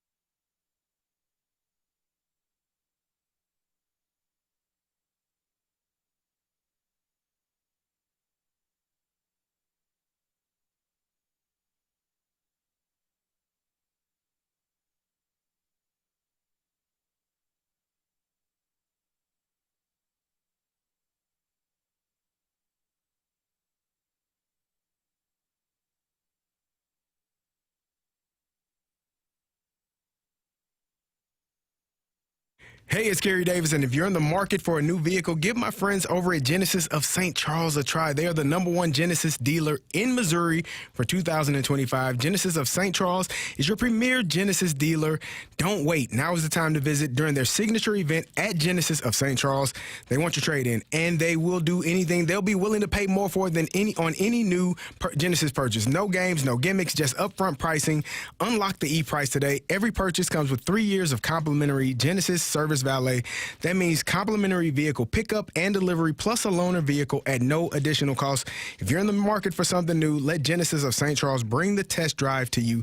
They are closer than you think, located right off of Highway 70 in St. Peters, off Mid-Rivers Mall and Highway 70, 5601 Veterans Memorial Parkway. Give them a call. Visit them today. Experience the luxury service at their state-of-the-art facility, or you can buy it online and let them deliver it to you. If you want to get started, do it today. Visit them online at genesisofstcharles.com. That's genesisofstcharles.com.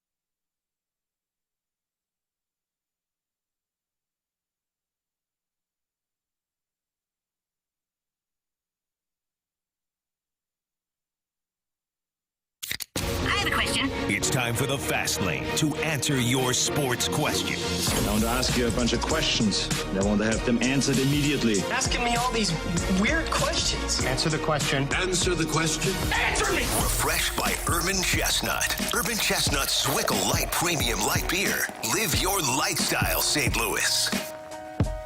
Part one of the Sports Six Pack right now, 314-399-9646 to the Air Comfort Service text line. You got a question for us? Fantastic. Send it in now. Carey Davis, Anthony Stalter. Here is Andrew Marsh. Question number one.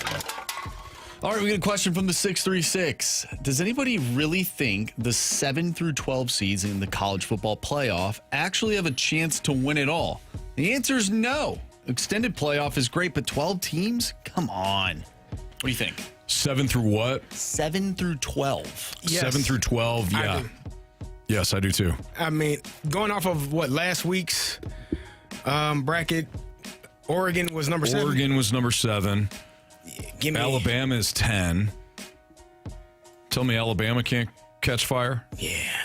Now, would I bet on it? No. But I think Oregon, I just said this, I think if Oregon has their full team, then yes, I think that Oregon could make a run here. Agreed. What was Notre Dame a year ago? Does anybody remember? They didn't have a. Did they have a bye? They didn't have a bye. I don't think they had a bye. No, they played Indiana, so I think Yeah. they were the 5 seed or the 6 seed. 5 or 6, okay. 6. I don't think they were 7 to 12, but it's not like Notre Dame was going into the playoffs. You know what? Never mind. I forgot that they did the whole thing where they gave like Boise State a bye. They had and a all bye. that. Yeah. So never mind.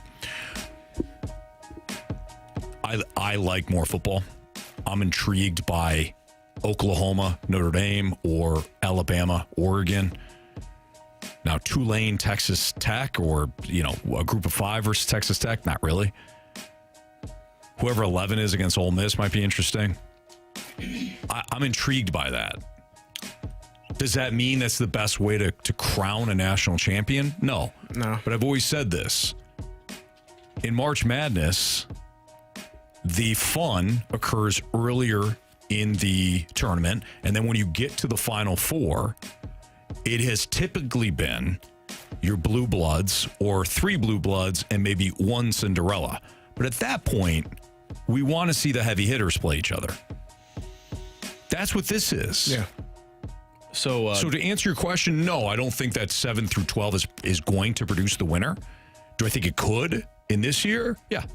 It's wide open. Notre Dame was 7 last year. They were the 7th seed. Okay. Took on number 10 seeded Indiana. All right. Now, not necessarily fair to this conversation, obviously, because Notre Dame, I don't know where they would have been ranked. Well, Ohio State was the 8th seed. There you go. And they didn't play in the Big Ten championship game, did they? No. Because it was Oregon and Indiana. Or, Penn State. No, Oregon and Penn State, yeah. Mm-hmm. Yeah. So yes. Yeah. I don't know. Ohio State, that team didn't feel like an 8 seed, though, did they? Yeah, they did. They lost to Michigan. Yeah, they lost to That Michigan team stunk. They did. Yeah, they that did. Michigan team was terrible. They were terrible. They didn't know about the forward pass had been invented. They were they were confused. Yeah. Best player was Colston Loveland. Do you feel like there's a team Literally. like that, though, in this year's playoff? I think Oregon is that team. Oregon is that team. If Oregon is healthy, they can't win a big game. They never have. They went to Penn State and they beat Penn State. If Oregon is healthy, that team stinks. Oregon crushed somebody last year. Who'd they crush? In the Penn State. In the playoff, in the Big Ten championship. In the Big Ten championship. Yeah. That was a big game, Marsh. Now, granted, it was against a team that also could not win the big game. We're talking about the national championship, I think they've been to the national championship a few times. I think Oregon's They've good. lost. I think Oregon's good, Marsh. They're fine. Dan Lanning wasn't the coach when they lost those games. No, he What was wasn't. it, Chip Kelly? Yeah, he how's got he doing? fired. He's gone. He's not doing well now. He gone. He is gone. Speaking of that game. Rough. Oh, man. 41 sacks in a year, man. 10 in a game. 41 sacks in 11 games. If you're Chip Kelly at this point, you're probably like, all right, cool. I should have stayed. Cool. Yeah. I should have just stayed at Ohio State. No question. I had all those weapons at Ohio State. What the hell am I doing What here? was I thinking? Vegas. You got Geno Smith. Anyways, go to Marsh. Oregon beat Ohio State last year in the regular season. Mm-hmm. Yeah. So when I mean Wells, big when game, Will Howard kind of mucked up the final minute. Well, and Dan Lanning kind of skated the rule. Yeah. 12 men on the field. Yeah. Clock run down. Yep. And they put in a penalty for that now if he tried to do it. But good for him because they hadn't called it. So what I mean by big game, I mean like when it really, hey, season's on the line, national. We're talking about national championship. The program, they're not there. You know what your problem is, Marsh? You're an elitist. They haven't won. You're an elitist. They're a team that is fun to watch. He likes the Alabamas and Georgias I don't of the like world. any of those teams. Ohio State definitely loves the OSUs. Anthony, what do you say? There's always teams that exist for the benefit of others. Yes. Right? Oregon is that team. No, don't you dare. Are you kidding me? No. What have they done? No. The only good thing that they've done. No. I think this weekend was a must-win for Oregon. College football's a little tough. And they won.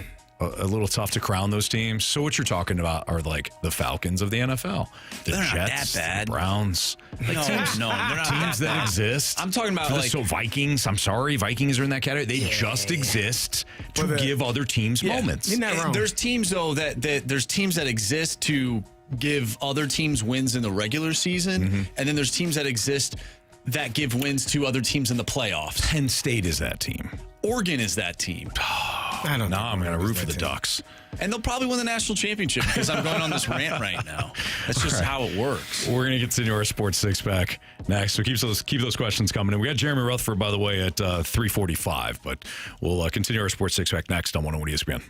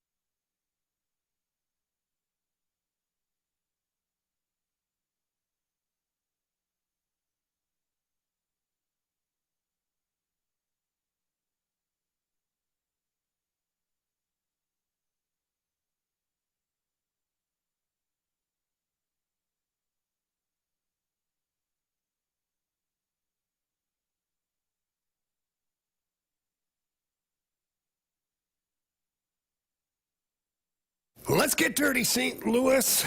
Dirt Cheap is my one-stop shop for all party favors. Absolutely love stopping by Dirt Cheap. They've got an unbelievable selection of anything that you're looking for. If it's a red wine night or a white wine night, they've got you covered there. You know I love my bourbons. They've got all the bourbons that I need and more available. Great tequilas, great vodkas. They've got an assortment of those little airplane bottles. They do everything the right way. And they've got some brand new locations as well. Check out the locations in Washington, Fredericktown, Hillsborough, and the newest one right there in Wentzville. And don't forget to download the Dirt Cheap app.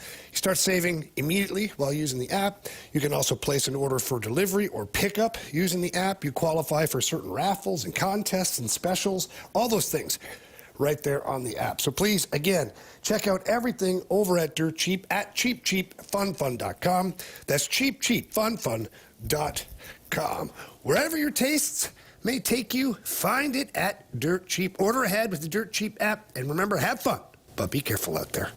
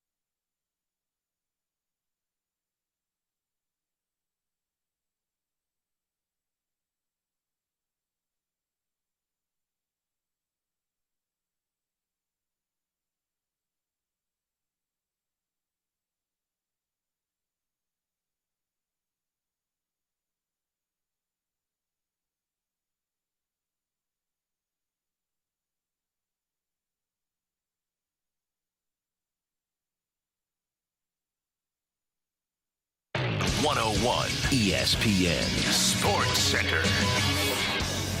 I'm Andrew Marsh. It's time for a Sports Center update brought to you by Saliga Heating and Cooling. Blues take on the Rangers tonight. Pregame starts at 5. Puck drop is at 6. We'll talk with Jeremy Rutherford after part 2 of our Sports Six-Pack. So that's coming up next. Get your questions into the Air Comfort Service text line, 314-399-9646. We'll do part 2 of the Sixer next. I'm Andrew Marsh, and this Sports Center update is brought to you by Saliga Heating and Cooling, a Daikin heating and air conditioning dealer.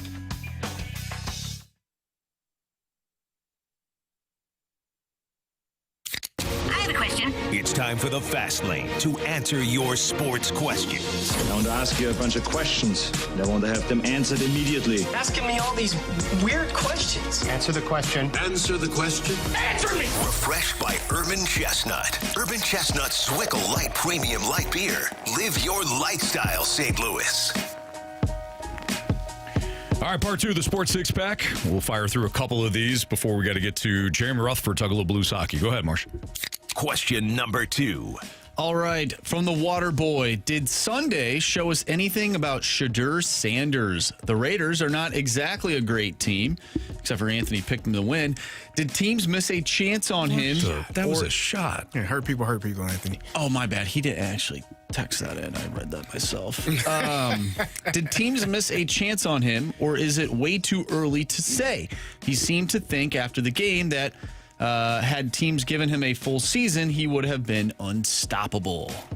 So I love the confidence that Shedeur has. I was talking to you about it, Anthony, earlier when we were in the office. Rex Ryan, who you take him or love him, hate him or love him, whatever it is you feel about him. I thought he had some really good points this morning about Shedeur. He just mentioned, in that moment after the game, obviously a lot of excitement for him. First game starting in the NFL, first game winning in the NFL, first time a Browns quarterback this year threw 3 passes over 35 yards. I mean, all of those things were pretty amazing. You've only thrown 35 yards one time the entire season. So, special game for him. After the game, he did kind of make it about him, though. If I would have gotten more time, imagine it's confidence. It's not, in my opinion, Shedeur is not bragging. He's just very confident, and he enjoys being who he is. I never want a player to not be who they are. Right? Be who you are, but also understand the framework of what's being said and how it can be perceived. And Rex Ryan mentioned it earlier today. I love the energy, love what you said, all of those things, but make it more about we than about me. When you win, you say we and us, and when you lose, as a quarterback, you say I and me. I have to be better. I didn't do good enough. I need to do this better to put our team in better situations. When you lose and when you win, you say, man, our defense played their butts off. We had 10 sacks. Myles Garrett is the man. Did you see him playing today?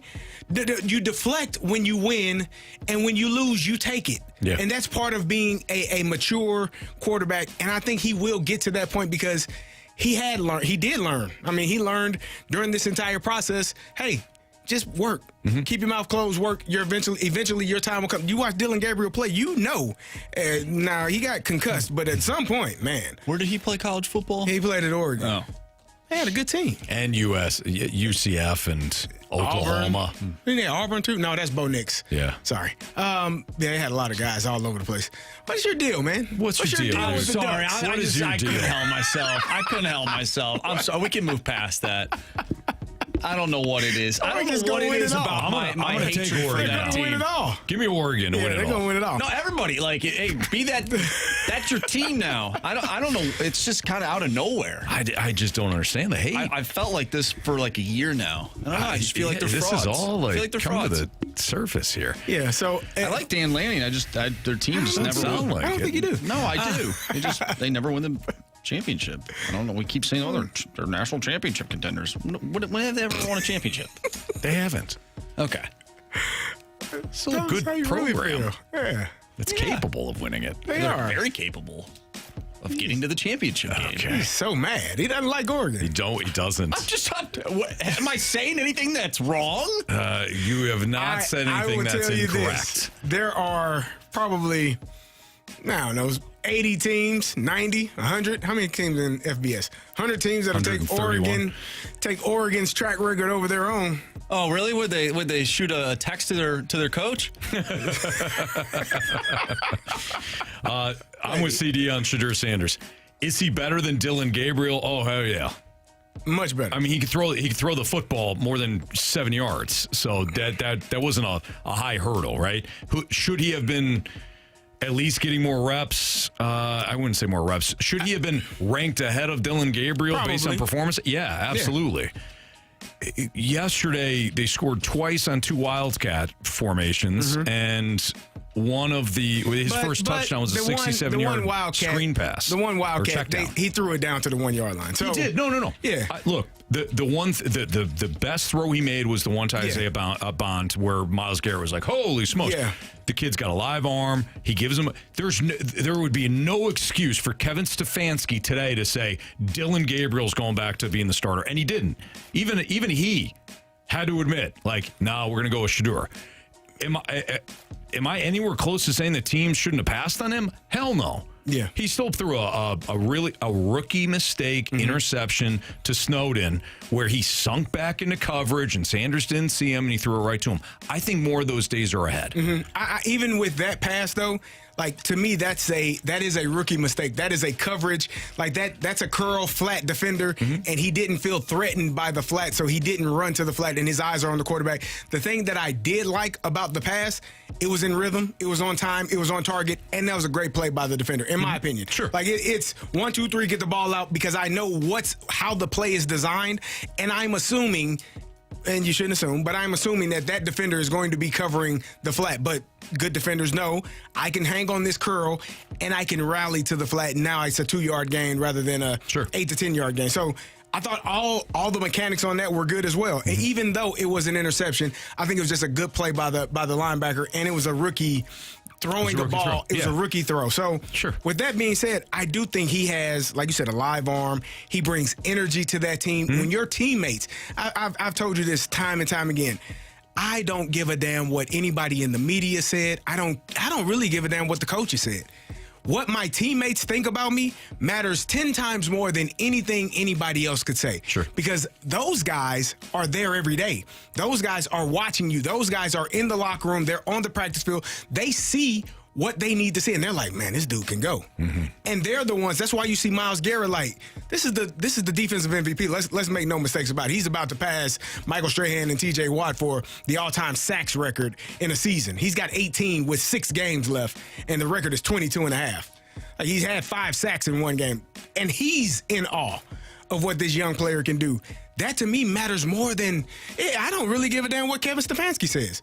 Because if Myles Garrett goes to the owner and says, hey, man, we can't go back to dude. Yeah. Kevin Stefanski going to be like, okay. Because his boss is going to say, hey, number 95 said we can't go back to old boy. I was thinking about number 95 doesn't want him. He doesn't give us a chance. Okay. Like, your teammates matter more in all of this than anything any coach or any media member could ever say. 18 probably said the same thing on the fly home. Probably because you're 18. Yeah. Oh yeah, he definitely said it on the flight home. Hey man, he probably you got a concussion? Nope. You do now. Oh no! Come on, Carey. All right. How's You know your what? head Hey, feeling, by the way, JJ? Carey, I apologize. I don't know what statistic it was, but there's only one quarterback since 2000 who has been a worse quarterback than the one that is wearing purple. And his name is Jamarcus Russell. Oh, that's some bad company. I'm sorry, man. Bad company, and I can't deny it. Jeremy, you want to take a shot? Give me a nope. I have no clue. You know what? Just end it. You had a good day. Had a good winner. Jeremy Rutherford next on ESPN.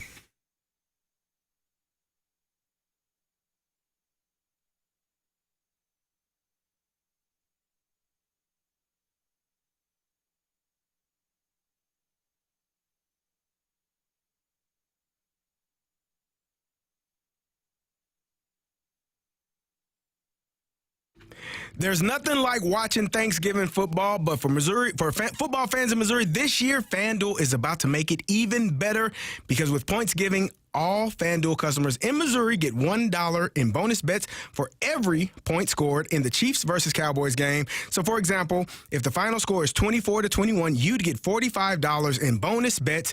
It doesn't matter if you've already signed up for FanDuel or you've been waiting for the right moment to join. Just head to FanDuel.com/Missouri to get in on the action in Missouri. That's FanDuel.com/Missouri to score bonus bets for every point in the Chiefs versus Cowboys game. Enjoy the football feast with points giving on FanDuel, coming soon to Missouri. 21 plus and present in Missouri. Gambling problem, call 1-800-GAMBLER. That's 1-800-GAMBLER.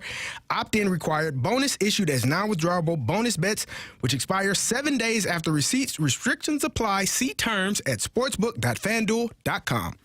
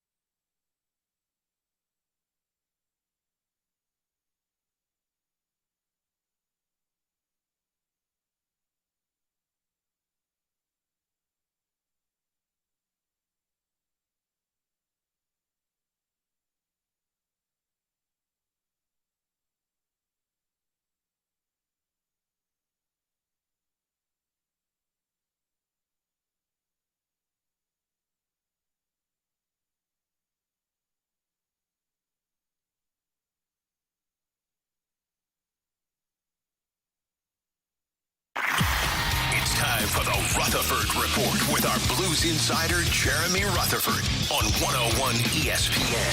JR is brought to you by Evergreen Wealth Strategies, helping everyday people every day.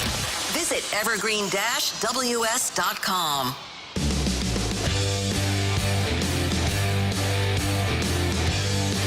With Carey Davis and Andrew Marsh, I'm Anthony Stalter. Let's head to the Callier and Thompson phone line. We're joined by our guy, Jeremy Rutherford from The Athletic, and JR traveling with the team right now. What's up, JR?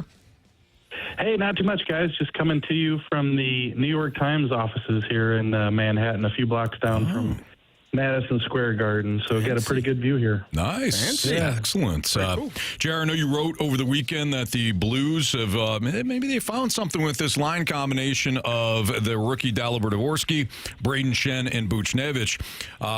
For those that didn't have an opportunity to read your article yet, some pretty high praise by Shen and Buchnevich for the young rookie who's centering that line. Yeah, a lot of praise for Dalibor Dvorsky. He's looked really good since he came up from Springfield. And, obviously got to be careful here when you talk about success of a line because it was the 2 games they've played together, and they had one really productive game on this trip with Shen scoring from Buchnevich. That was Buchnevich's first even strength point, in 16 games, and Shen's first goal in 11 or 12 games. So we're really talking about a small sample size. But, guys, Dvorsky's been terrific with these guys on his wings. He's smart, just like the 2 players said. He makes great passes. He anticipates. He's been good in the face-off draw. I mean, think about that. You're 11 seconds into a game. You never see a shift change. And Jim Montgomery said, I want Dalibor Dvorsky out on that face-off because that's his strong side, and he's going to win this draw. And in 46 seconds, they score a goal. So high praise for the rookie, and he's earned it. JR, is this about the amount of time that you'd expect him to have the success, or is it sped up for Dalibor Dvorsky? Well, I think that it all is based on playing time. There are some top 10 picks that get to play within a year or 2 of their draft, and they come in, and you can kind of start to see them make some progress. With the Blues, they're trying to be competitive now, so I think that they kind of they called up Dalibor Dvorsky for 2 games last year, CD, and he got his feet wet. But this year he comes up because of the Jake Neighbors injury, and right away he showed that he belonged. So there was no turning back. There's no sending him back to Springfield. So is he ahead of the game? I don't think so. But I think he's, in terms of his progression since he was drafted and now getting in and making a contribution with this team, he's probably right on track. Good thing or bad thing, JR? Justin Falk, 3rd in terms of points on the Blues right now with 12. He's 1 behind Robert Thomas and Jordan Kyrou, who have 13. Is that a good thing for the Blues or a bad thing for the Blues? Yeah, why do you always make them so tough with the way you set this up?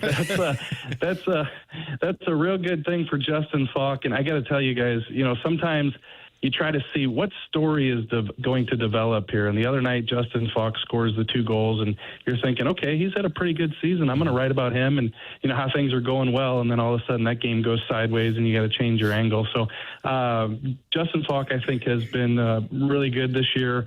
After a couple tough years back on the blue line. But this is not good for the Blues in terms of the big picture. When you look at you're through, 22 games, and your leading scorers, Jake Neighbors, Jordan Kyrou, Justin Falk, and Pius Suter with 6 goals apiece. It's not a great thing that Justin Falk is tied with those guys for the league leading goals, but they'll take it. I asked Jim Montgomery, Marshy, about him today. I said, what's led to Justin Falk's success? And he said he's just putting it on the net. A lot of times, you look out there, why didn't you pass here? Why didn't you do this? He said Justin just shoots it, and that's what's leading to his offense. Jeremy Rutherford from The Athletic. He's our Blues Insider. Joining us right now on the Fast Lane on 101 ESPN. JR, when you're looking at this team, do you feel like things are starting to come together? I mean, we're getting some messages right now in our snake pit saying, well, the team is 7-15. How can you get excited for this team? Is there tangible evidence that even if it's slowly developing, the process is starting to come together for the Blues? Yeah, I think you can look at it this way. It's too soon to say, hey, they're putting it together. But when you say tangible evidence, there really is tangible evidence. And I think some of it has to do with, getting Jake Neighbors back, a guy who had 6 goals in his first 8 games. It just adds to the top 6. It adds to that top line. It allows you to slot guys in the right spots in your top 9, and it makes the team deeper. But the thing that I'll look to, Anthony, is the goaltending. We all know that it's been bad most of the season. Both those guys, Jordan Binnington and Joel Hofer, have struggled. But you look at what the Blues have been able to do in these last 8 games. They've got at least a point in 7 of 8. Sure, they've blown some 2-goal leads. But I think in terms of tangible evidence, you're getting points in games, and the goaltending's getting better. I just looked at the last 3 games on this road trip. Now, granted, 2 of them overtime losses, and then the win against the New York Islanders. The team save percentage with Binnington 2 games and Hofer 1 is .920. Binnington's a .932, in his last 2 starts. So if you want to look at incremental improvements and have some reason to think that things could be getting a little bit better for these teams, I think there are some signs there, but it's still way too soon to kind of get excited about how they're playing. JR, I think this was you, and if it wasn't, I apologize, but I thought you mentioned the other day that if it was Mayhew's name on the back of Kessel's jersey, people would be losing their mind. Mayhew is back in the lineup, and if I'm not wrong, if that was you that said that, correct? Was that you? Yeah, I don't think it was. I thought it was. Yeah. Either way. Yeah. But Kessel obviously hadn't been playing well, and now Mayhew is back in the lineup. What do you expect from him? Did he get a chance to reset and kind of focus on the things that they wanted him to focus on, and will he be better than what that third pairing has been so far this season? Yeah, it's been tough. So I did watch Logan Mayhew at the practice this morning. As Jim Montgomery said afterwards, he just looks more confident. He's skating around with some confidence. And then we talked to Logan Mayhew in the locker room afterwards, and he said it was great to go down to Springfield. Look, what was he getting, 10, 11 minutes ice time with St. Louis, and he goes to Springfield, and he's getting 20 minutes. He's getting all the touches. He's getting the power play, and he scored on 2 one-timers. And so, he scored a couple of goals. He goes, it has been a while since I scored a goal, so just something like that felt good. So the way we discussed it this morning with Logan was, yes, it's a step back, but it's probably good for his big picture. And so he's going to slot into that third pair tonight. And we all know that the Blues have been running to death the 4 vets and then that third pair, the 2 younger guys, whether it be Tucker, Kessel, and Mayhew when he was here. They just weren't getting a lot of ice time. And when they were out there, goals were getting in. So, I expect this is just conversation. Mayhew's going to come in and probably look a little better tonight. And if he can get some traction, then this was a good thing that he went down to Springfield. So I think that third pair, they've had the opportunity. They've got to take more because the Blues just can't keep playing these top 4 guys to death like they have been. And one thing they are doing tonight, they're mixing it up, vet, younger guy, with Falk and Tucker, and then Mayhew and Cam Fowler.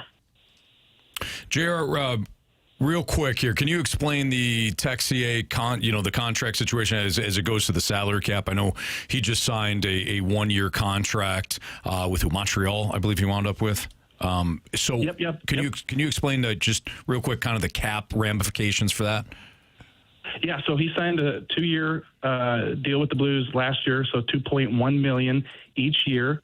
And now the Blues, since they were able to walk away from it, mutually terminate it, they had to have his agreement on that.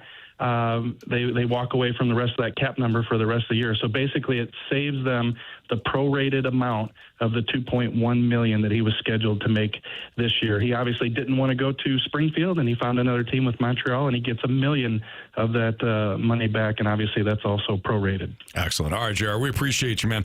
Thank you. We'll talk to you again next week. All right, talk to you, boys. And hey, happy Thanksgiving to you and your family, too. You too. You guys too. Have a good one. Thank you. That's Jeremy Rutherford, who you can find on X at JP Rutherford. He is outstanding when it comes to covering the Blues, and you can find him, of course, at The Athletic as well. We've got the Gauntlet next on 101 ESPN.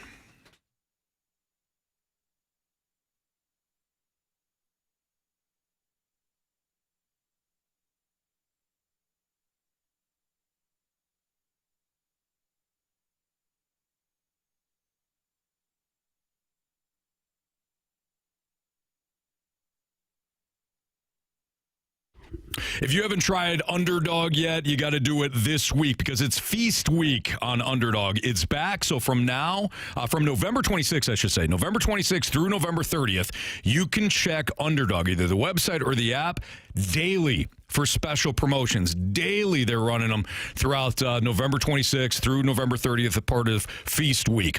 Tonight, you can play on Underdog. Get your entries right. You can win up to 5,000 times your cash. You can play for as little as $1. Play the NFL game. You got the 49ers. You've got the Panthers. I like George Kittle to score a touchdown tonight. I like Victoria McMillan to go off again. He's getting a lot of targets from Bryce Young. I think he records higher than 65.5 receiving yards. Bryce Young, let's throw him in there too, higher than 209.5 passing yards. Those are a couple of my picks. You can follow them or fade them. That's up to you. But when you're playing Underdog, super easy. Just do what I did and just choose whether or not players will go higher or lower on their stats. They've got fantasy numbers. They've got rushing touchdowns, rushing yards, attempts. They got it all at Underdog. Download that app today. Sign up with my promo code. It's just my first name, Anthony, to score $100 in bonus entries when you play your first $5. Again, that promo code is Anthony at Underdog, where you can make plays and win money. Must be 18 or older and present. Missouri. Terms apply. See assets.underdogfantasy.com/web/play and get terms _DFS_.html for details. Concerned with your play, call 1-800-GAMBLER or visit www.inspigambling.org.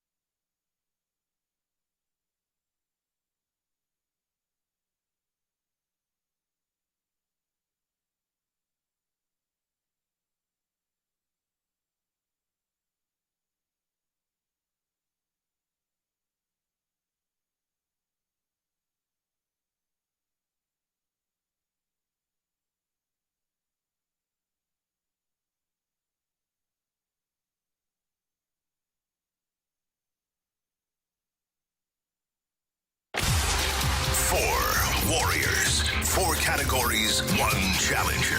Can you survive the Gauntlet? Brought to you by Blue Note Roofing. Roofing, siding, and gutters. Visit BlueNoteRoofingSTL.com for a free inspection.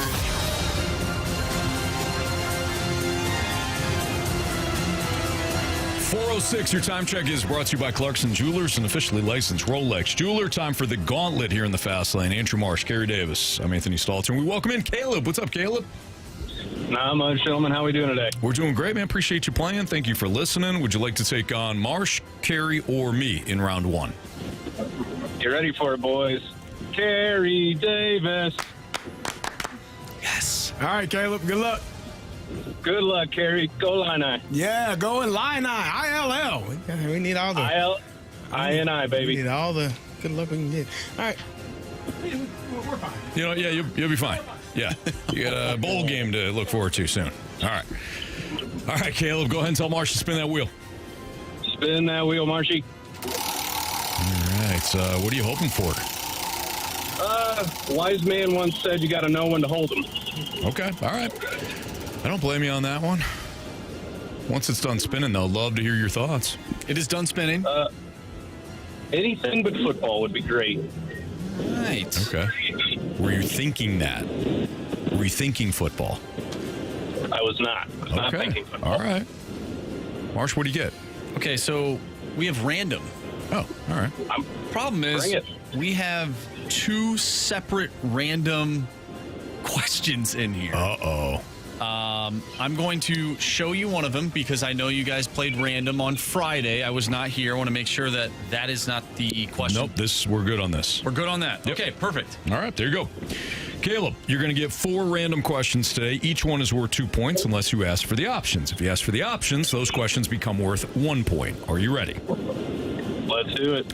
Who wrote the book Roots, which served as the basis for a groundbreaking TV miniseries of the same name? Oh, I have no idea. Give me the options. Sure. Alex Cooper, Tony Baldwin, or Alex Haley? SAT, ACT, when in doubt, guess C. C, final answer. All right. Question number 2. What is Travis Kelce's birthstone? That's a great question. I have no idea when he was born. It's probably in a Taylor Swift song, but I don't listen to Taylor Swift, so give me the options. Is it opal, amethyst, or aquamarine? Opal, amethyst, aquamarine. We'll go, I don't even know which months those are associated with. Opal, final answer. All right, Caleb, question 3. Entering her 5th and final season in the SEC, Livy Dunn remained the only gymnast in the top 10 NIL evaluations in women's sports. Where did Dunn attend college? I believe she went to the same school as Paul Skeen's boyfriend, LSU, final answer. Question number 4. Give us the name, please, of Mississippi State's band. Oh, I should know this. I might get it when I hear the options. Let me get the options. Options are the Marching Southerners, the Pride of the Southland, or the Famous Maroon Band. Oh, Carey's probably going to get that one. I should know this. We'll go with the final answer. I'm not sure on that one. Which one did you go with? B. B, okay. B as in boy. The B as in boy. The Pride of Southland. All right. Let's bring back Carey from the cone of silence right now. Caleb, how you feeling? I think I got 2 points at least. Okay. So we'll see. We'll see. All right, Carey's making his way back in from the cone of silence right now. I think the cone of silence was absolutely silent. Nobody was in there, huh? Nah, nobody. Nobody cares about us? Me, myself, and I. It's me, myself, and I. All right, Carey. Your category is random. Yeah. Yay, random. Everybody likes random. Yeah. All right. Marshy, pack a lunch. Here we go. Question 1. Who wrote the book Roots, which served as the basis for a groundbreaking TV miniseries of the same name? Alex Haley. Final answer. Question number 2. What is Travis Kelce's birthstone? How the hell should I know that? I have no clue. So, options. Options are opal, amethyst, or aquamarine. Opal, amethyst, and aquamarine. Those are the 3. Amethyst. Final answer. Question 3. Entering her 5th and final season in the SEC, Livy Dunn remained the only gymnast in the top 10 NIL valuations in women's sports. Where did Dunn attend college? It was LSU, wasn't it? LSU? LSU. LSU? I feel like it's LSU. Final answer. Damn it. I don't know. I think it's LSU. Question number 4. Give us the name, please, of Mississippi State's band. Mississippi State? Mm-hmm. Maybe if I hear it, I'll know it.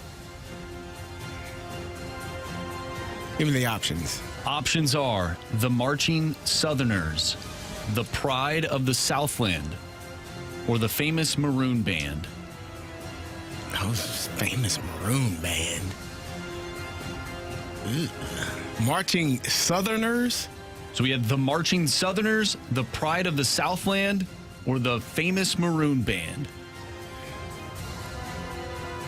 I think I've already scratched one off my list. Pride of the... Read it one more time. Sorry. The Marching Southerners, Okay. the Pride of the Southland, or the famous Maroon Band. Famous Maroon Band sounds terrible. It just doesn't, but it's probably the answer. Like, Pride of the Southland. Ugh, man. Let's go to Maroon Band. Option C. Final answer. All right. Let's go over these.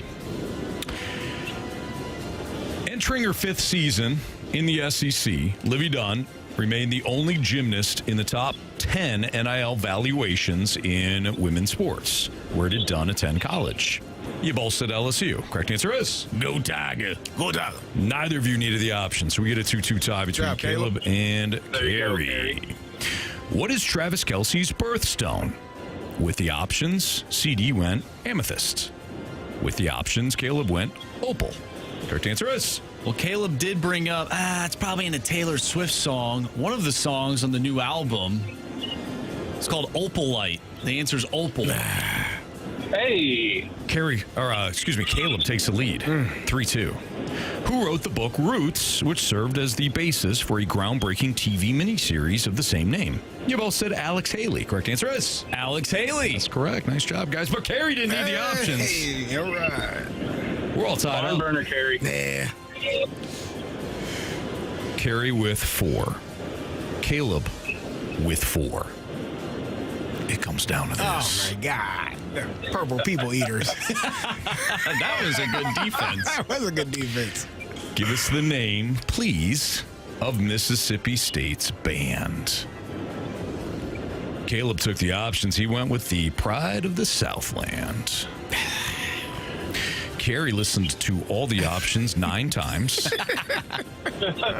Said the dumbest one was the famous Maroon Band. It's probably that. He went with the famous Maroon Band. So it's the Marching Southerners. We got a walk-off. If it's the Pride of the Southland, Caleb wins. If it's the famous Maroon Band, Carey wins. Caleb. You have chosen poorly. It was the dumbest option to Carey, at least. It was the famous Maroon Band. Carey edges out Caleb. Literally on that question. 5-4. It would have been a tiebreaker situation had Carey went with any other option. Caleb, really nice effort, man. You got 3 of the 4 right, but Carey got 3 of the 4 right and also didn't need the option on the first one. So we got to send you home today. Sorry, man. It's all good. Well fought, Carey. Good job, Caleb. Really hoping to hear Janet's voice there at the very least. Caleb, you have a great Thanksgiving. You as well, gentlemen. Have a good one. Thank you. You too. Nice job, Carey. That was a good one. I'm Proud glad of you, I man. listened to the options 9 times, huh? What made you to say, you were like, that's not, did you cross off that one initially? No, I crossed off the first one initially. Because the Marching Southerners? Yeah, that seemed, If it was at one point, it probably...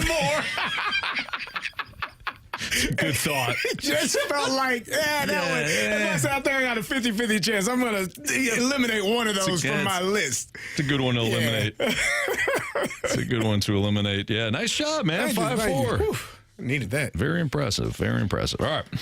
We're off a little early today because of the Blues pregame show starting at 5 o'clock. So we got What's Trending, Bet the Board, and we'll wrap things up. But Marcia's got What's Trending next on 101 ESPN.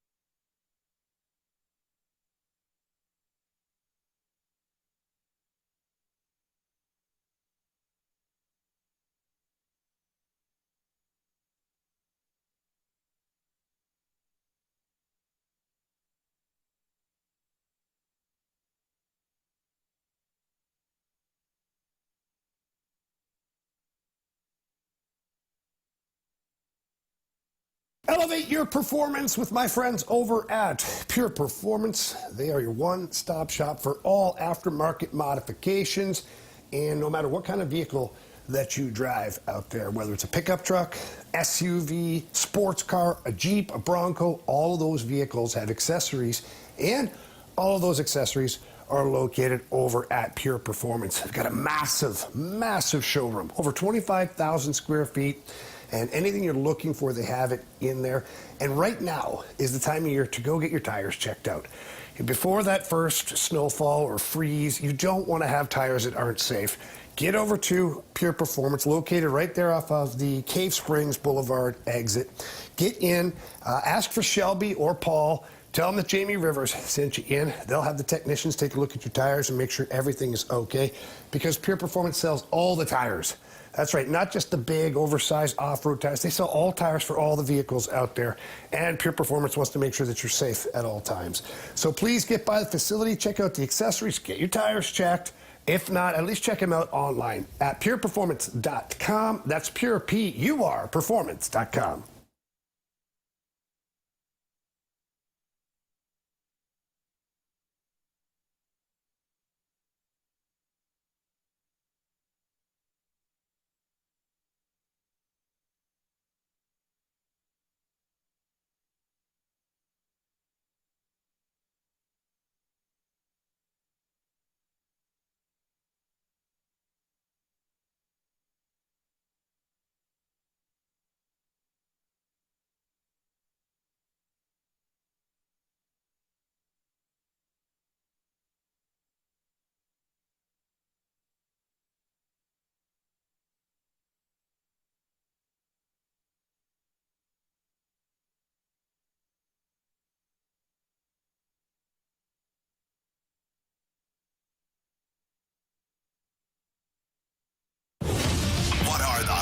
Topics in the sports world. What in the wide world of sports is going on here? It's time to find out with What's Trending, brought to you by Elite Comfort Experts. Heating and cooling with no gimmicks, just guarantees. EliteComfortExperts.com.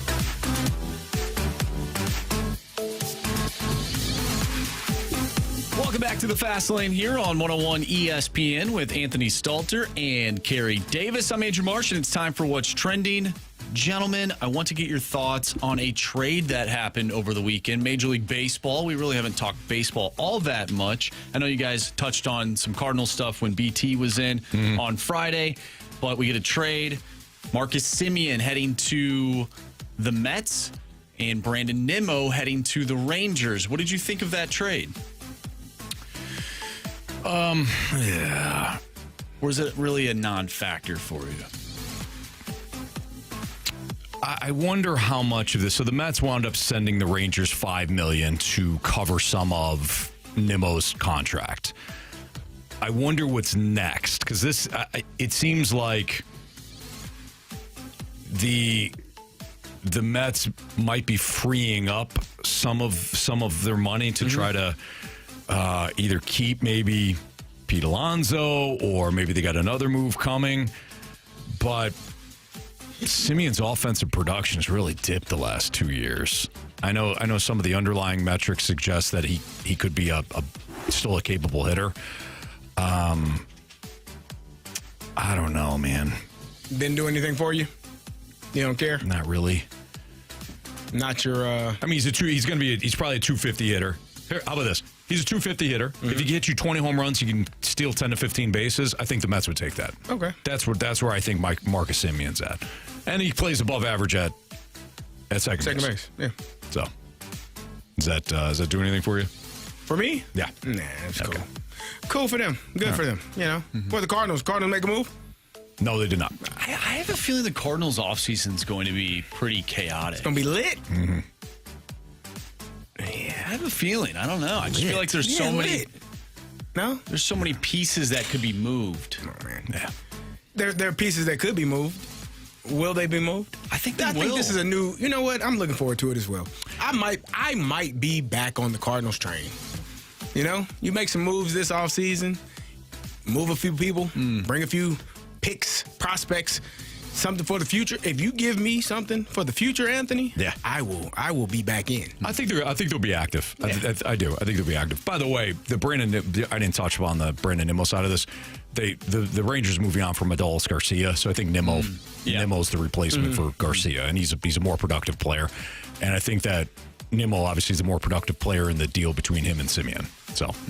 Yeah, there's the other side of the coin here. Now, Carey, that train you speak of that you might hop back on, is that like an actual train, or is it one that like choo-choos around the mall during the holidays? It depends on how well they're playing. Yeah, might be one that's choo-chooing around the mall, and I'm just there with the kiddos just for a good time. Interesting. No excitement, just they're excited, but they don't know much. Kids. The little ones, they're like, hey, come on, let's ride the choo-choo train.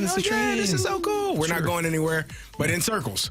Now, if we're on a train that's headed places, then I'd be really excited. Okay. You say, gather around, kids. Let me tell you a story of where we're going. Like the Polar Express, that's a train that was going places. Certainly was. You gotta have a ticket, though, you know? Yeah. That guy was pretty stingy. He was. Sometimes you get, I had an experience on a train. Yes, you did. Oh, no. Yes, you did. Oh, man. How'd that end up? They gave me my money back. Well, good. They should have. Because, let me tell you. That conductor, he's probably a good man. Just might have had a bad day at him. But it was going to get worse for him if I'd have stuck around. Yeah. Based on what you were telling me, makes sense. Carey had paid his way onto that train, and that conductor said, I don't think so. Not up in here. Not up in here. For some reason, the ticket wasn't working, and that conductor said, I ain't hanging around to do you a solid. Man. Whew. You and I are not friends, says that conductor. Listen, the younger me might have reached up there and just pulled him off and said, nah, neither one of us are going.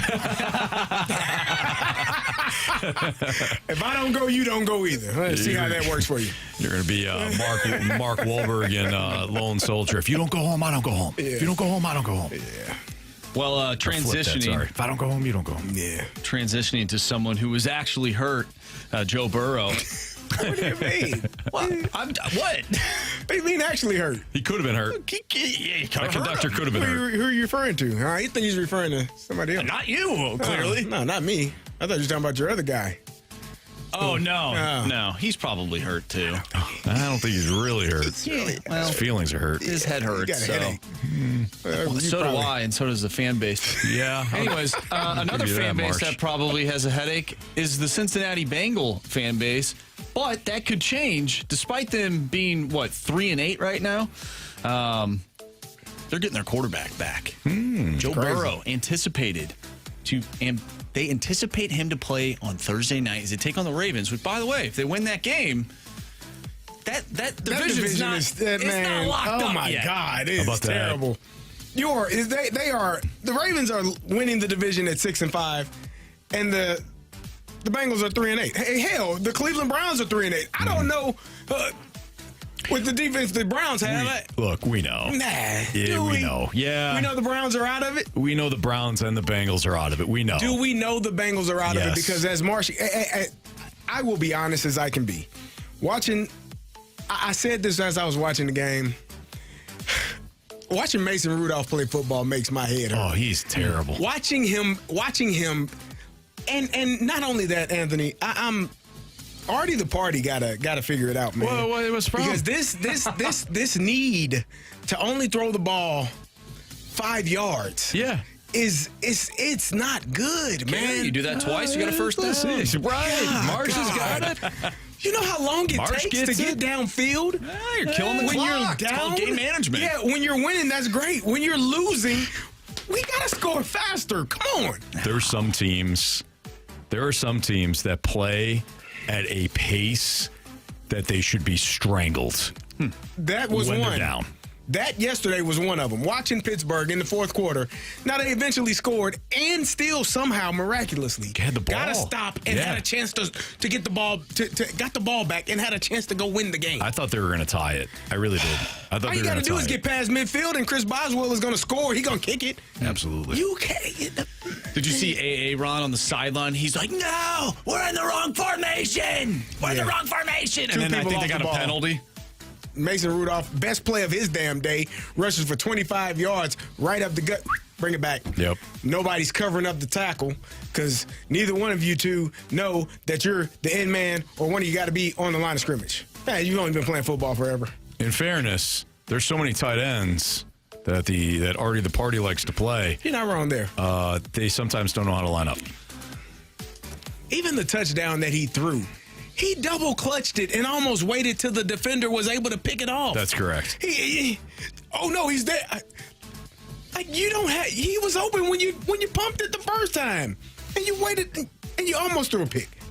Kenneth Gainwell is your best player on offense. Watching him play football, and I know DK Metcalf's on that side of the ball. Well, you got to have somebody to throw him the ball, and it would be it's. I mean, if you go this way, Anthony, sometimes those guys have to back up a little bit. I've seen it. I've seen the safety. Man, we had not even on the film because he was so deep. He was not letting anybody else get behind him because they had took the top off a couple of times. Off the covers. He's like, this ain't happening again. You looked at the film, it was looking like it was 11 on 10. He's like, where's our 11th guy? You can't see him. He's off the screen. He don't want to get beat no more. He's 50 yards back. He was about that. Yeah. So the Bengals, they still in it? They out. They in it. Gotcha. They're not in it. You get Jamar Chase. Have you seen that offense? Have you seen Joe Flacco? He was playing well. That's Joe Flacco. They're just replacing him with Joe Burrow. That's so stupid that I just said that. As it came out of your mouth, it sounded horrible, didn't it? If you said something about the defense is still the problem. Okay. That's what I meant. Because what you just said was crazy. Just replace Joe Flacco with Joe Burrow. I know. What I meant was they're going to score regardless. Defensively, they suck. That's what I meant. Yeah. And in my defense, even though it was a dumb comment, Joe Flacco is one Super Bowl up on Joe Burrow. You know what I mean, Marshy? You're not wrong, Anthony. All right. Anthony is in concussion protocol now. Yeah, I am. Yeah, okay. Just me and J.J. McCarthy. And Bill and Gabriel. Either. No, he got cleared. Oh, he did. He got cleared. He's still not playing. They made it clear that he's cleared, and he ain't playing. He ain't playing again. Good for them, man. Yeah, that's an Oregon quarterback, Art. Bo Nix is an Oregon quarterback. So is Marcus Mariota. You'd gladly take him right now. Who? Oh, Marshy? I was about to say, I had that experiment. I'm good. We're good. And you know what? Marcus I'm starting Mariota to become Anthony right now. Marcus Mariota and Artie the Party. I'm turning into Anthony. Oh, my God. Yeah. That's okay, Marty. I hate my team. I hate my quarterback. Carey makes fun of me. Welcome to the dark side. You know? Come on over, man. Yeah. I don't make fun of you. I just think that he was trying to I was trying to prepare you. Yeah. You were trying to be a friend. I was trying to prepare you. I said, Marsh, there's no way this team wins 14 games. And you were adamant that, I said, well, I watched the man play. I didn't see anything particularly he just forgot how to play football, I guess. If that's the case, and he just forgot how to play, that's bad. If he was just bad, well, then somebody needs to be fired. Yeah. And I'll start with the GM. He can go. Oh, what's Mensa? What's his name? No, Kwesi. Yeah. He can leave. He's a good guy. He's drafted 3 good players since he's been here. One of them's a kicker. Boy, Reichert is a good kicker. He's one of the best. Holy smokes. The other's Jordan Addison. Yeah. Justin Jefferson. Was he did play? Nope, that wasn't him. Did Jordan Addison play yesterday? He was out there. He was wide open. He was on running one. routes. I mean, he was running routes. Let's put it this way. Looked at his stat line. I thought, he didn't play. J.J. McCarthy had 2 targets to Jordan Addison and, I'm blanking on his name. Why am I forgetting his name? Third wide receiver. Jalen Naylor. And he completed 1 pass in those 2 attempts to Green Bay. It's a tough day. Marsh is tough day. He's for the over it, man. Vikings. He's done. He is. Max Bros I'm looking at me right now. He's over it. He's tapped out. Yep, he is. There's no more excuses. There's no more hope. Yep, he's tapped out. All right. Bet the board next on 101 ESPN.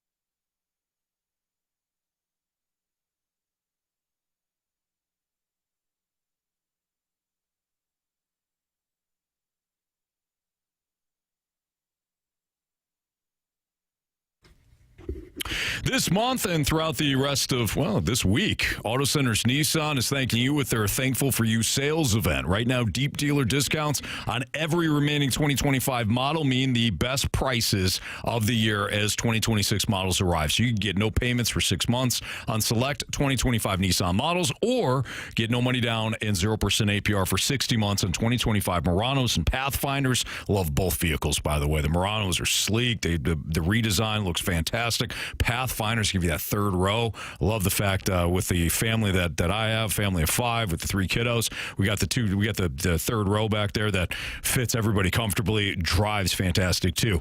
They also have the all new 2026 Rogue Platinum under that pricing, so that's 5 years interest free. They've got over 1,000 vehicles in one massive location, right off I-55 in Herculaneum, just minutes from South County. No games, no running around, just real savings and real selection. If you're shopping used, Auto Centers Nissan Herculaneum, they've got you covered there too. No money down, no payments for 3 months on select used vehicles, all priced to move. And every new Nissan comes with a lifetime warranty and a 30-day return promise. Get to Auto Centers Nissan Herculaneum. When you do, tell them Stalter sent you. You can also start online at autocentersnissan.com.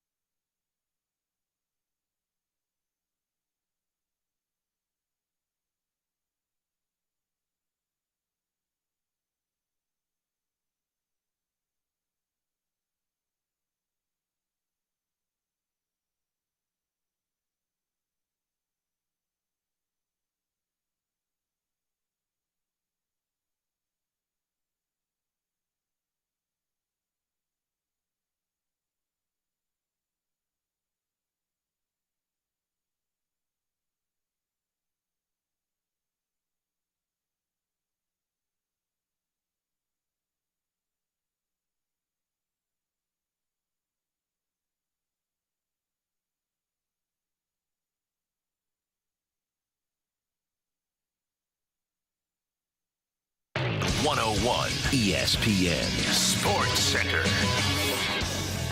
I'm Andrew Marsh. It's time for a Sports Center update driven by Johnny Londoff Chevrolet and Johnny Londoff Autoplex. The Blues back in action tonight, taking on the New York Rangers.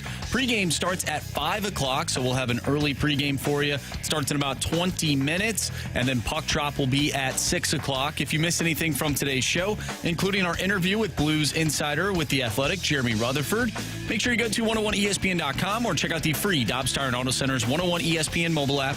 Just head to the podcast page, and you will find all of our interviews and all of our shows there. And it's all brought to you by the Schaefer Door Company. I'm Andrew Marsh, and the Sports Center update is driven by Johnny Londoff Chevrolet and Johnny Londoff Autoplex. See them at londoff.com. Chevy, together we drive. Are you kidding me?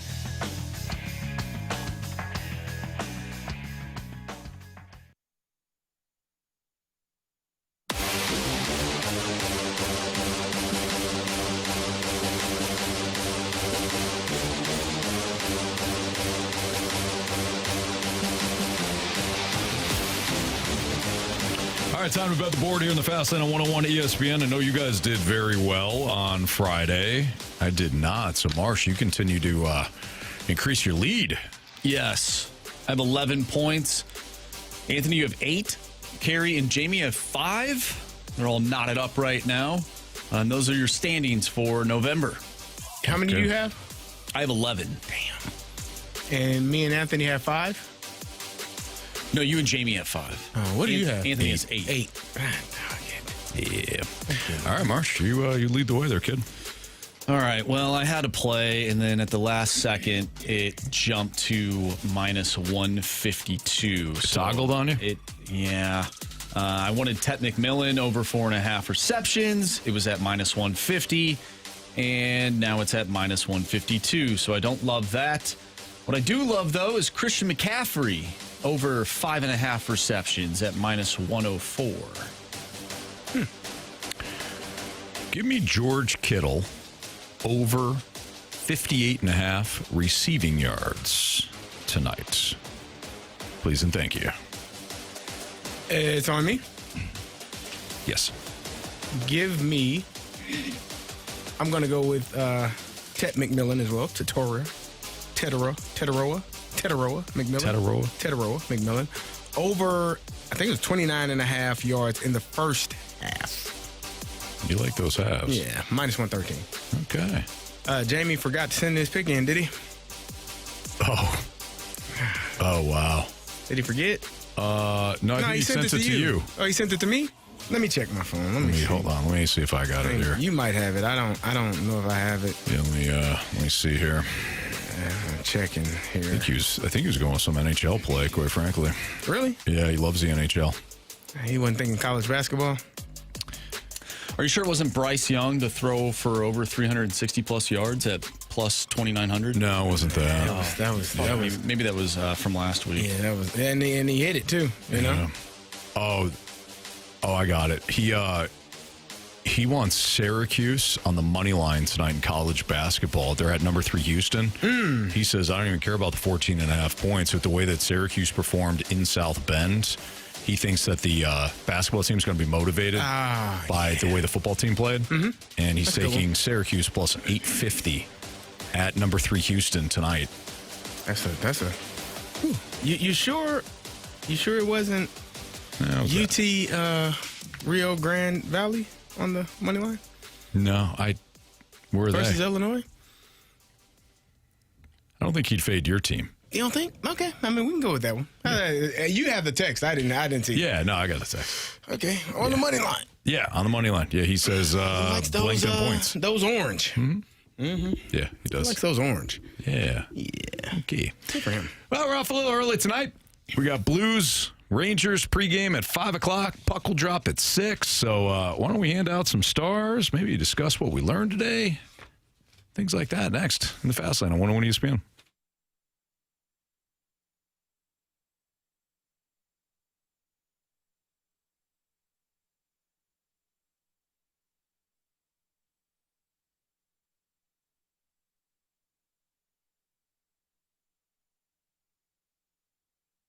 Great news. State Farm just announced the biggest auto rate decrease I've had in my career. Save online at carltoninsurance.net. It's the holiday season, and I cannot tell you how happy I am that Urban Chestnut has rolled out their Zwickle Light. Man, what an amazing beer it is. I had the chance to drink some and have some with friends, and it was awesome. Super, super, super refreshing. It's locally brewed, too, which I love. It's brewed by St. Louisans for St. Louisans. I mean, who knows St. Louis beer better than an actual St. Louis person? And that's what they got going on over there at Urban Chestnut. The Zwickle Light is crisp, it's clean, it's refreshing. It's only got 95 calories, 3.7 carbs, and it's just so good. Ice cold Zwickle Light. Now they're selling it in the bottles too. Nothing tastes better than a Zwickle Light out of the bottle. Gotta love that. They got everything going on over there at Urban Chestnut. I absolutely love this beer. It's the unofficial beer of St. Louis hockey, as it should be. Hockey people love drinking beer, and hockey people are going to love drinking Zwickle Light. So please check out everything over at urbanchestnut.com. Again, that's urbanchestnut.com. Live your light style, St. Louis.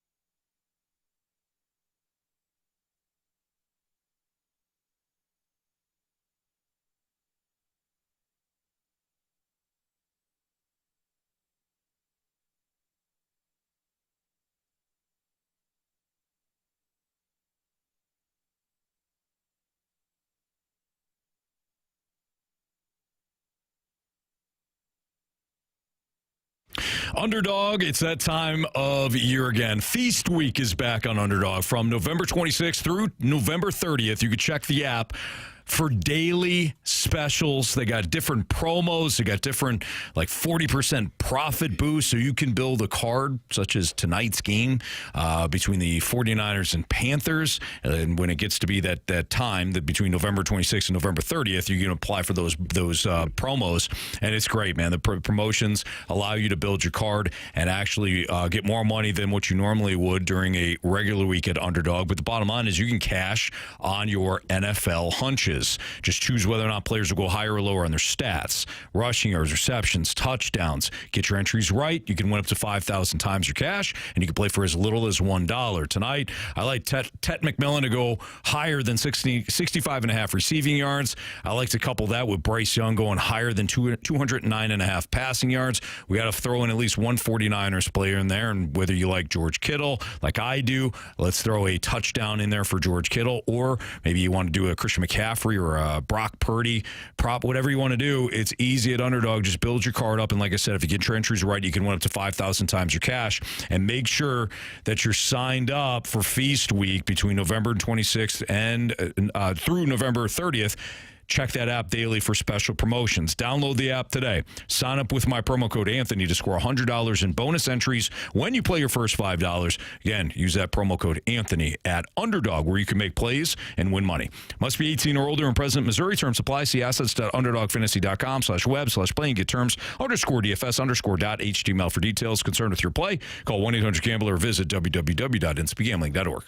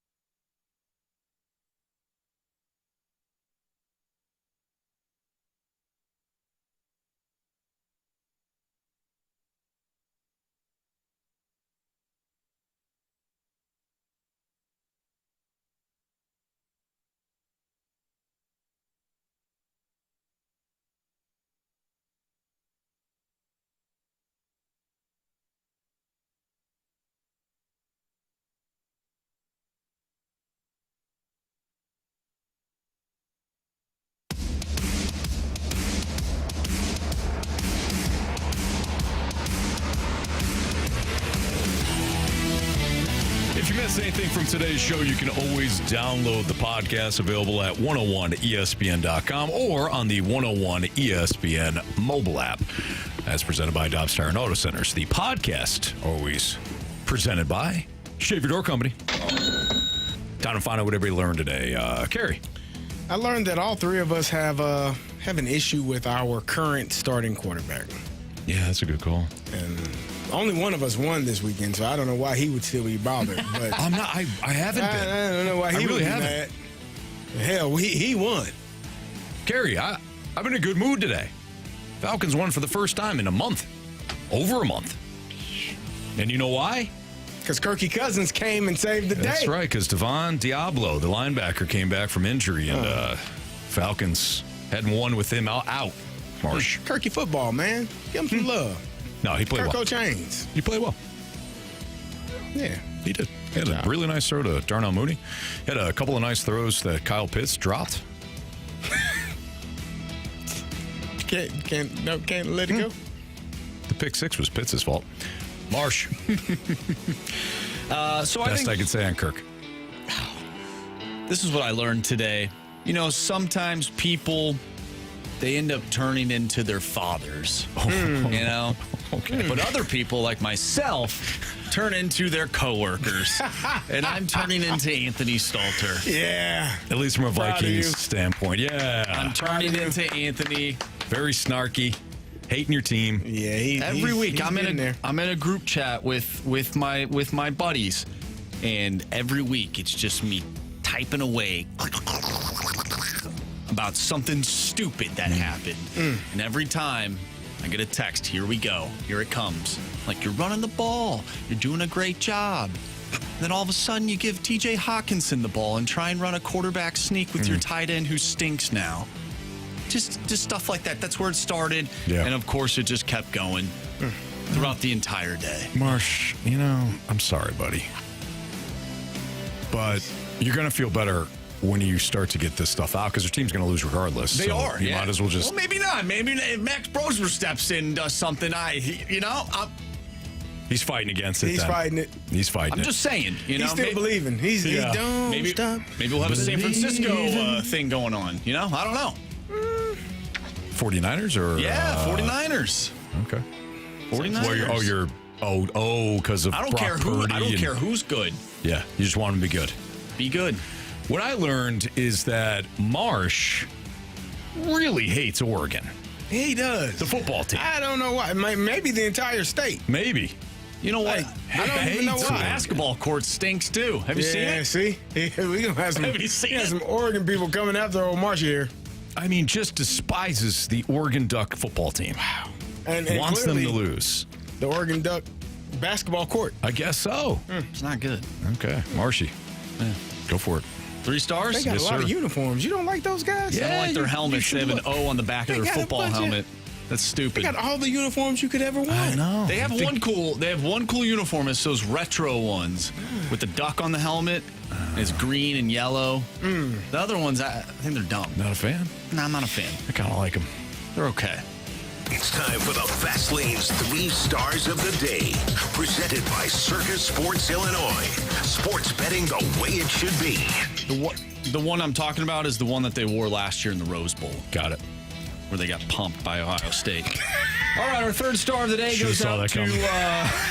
Kirky Cousins. Yeah, Kirky football. I'll give him a star. It might be the last one of the year, but hey, Yeah, I don't know. They play the Jets this weekend. like I said, could be one of the last one of the year. We're going to give the Oregon Ducks the 2nd star of the day. You know what? They deserve something. I don't know. That seemed... Disingenuous? disingenuous. Exactly. What? I don't think you mean it. Their 2nd star. Okay. They're not the 1st star, but the 1st star belongs to Carey for getting that Red Hot Chili Pepper song correct. Hey! Nice job. About damn time. And Bad Company? Bad company. Yeah. By bad company. Yep. Learned that in the break. Didn't want to risk it, though. No. No risk it, no biscuit. Didn't want to tarnish what you had built. That was a winner for the day. By the way, the winner for the Guns N' Roses tickets had to answer the city of Los Angeles, city of angels. Marsh gave you a hint. Didn't even mean to. No, I didn't. because I said, hey, what city was Guns N' Roses formed? And I said, city or state? You said city, and then you said SC. Yeah. And I'm like, is he trying to say Southern Cal? Where LA is based? He was not. No, that was total accident. All right, we got Blues Rangers pregame at 5 o'clock. So we got less than 5 minutes now. You're Alex Ferrario and company breaking down the Blues and Rangers. Got the game at 6:05. That'll do it for us. See ya.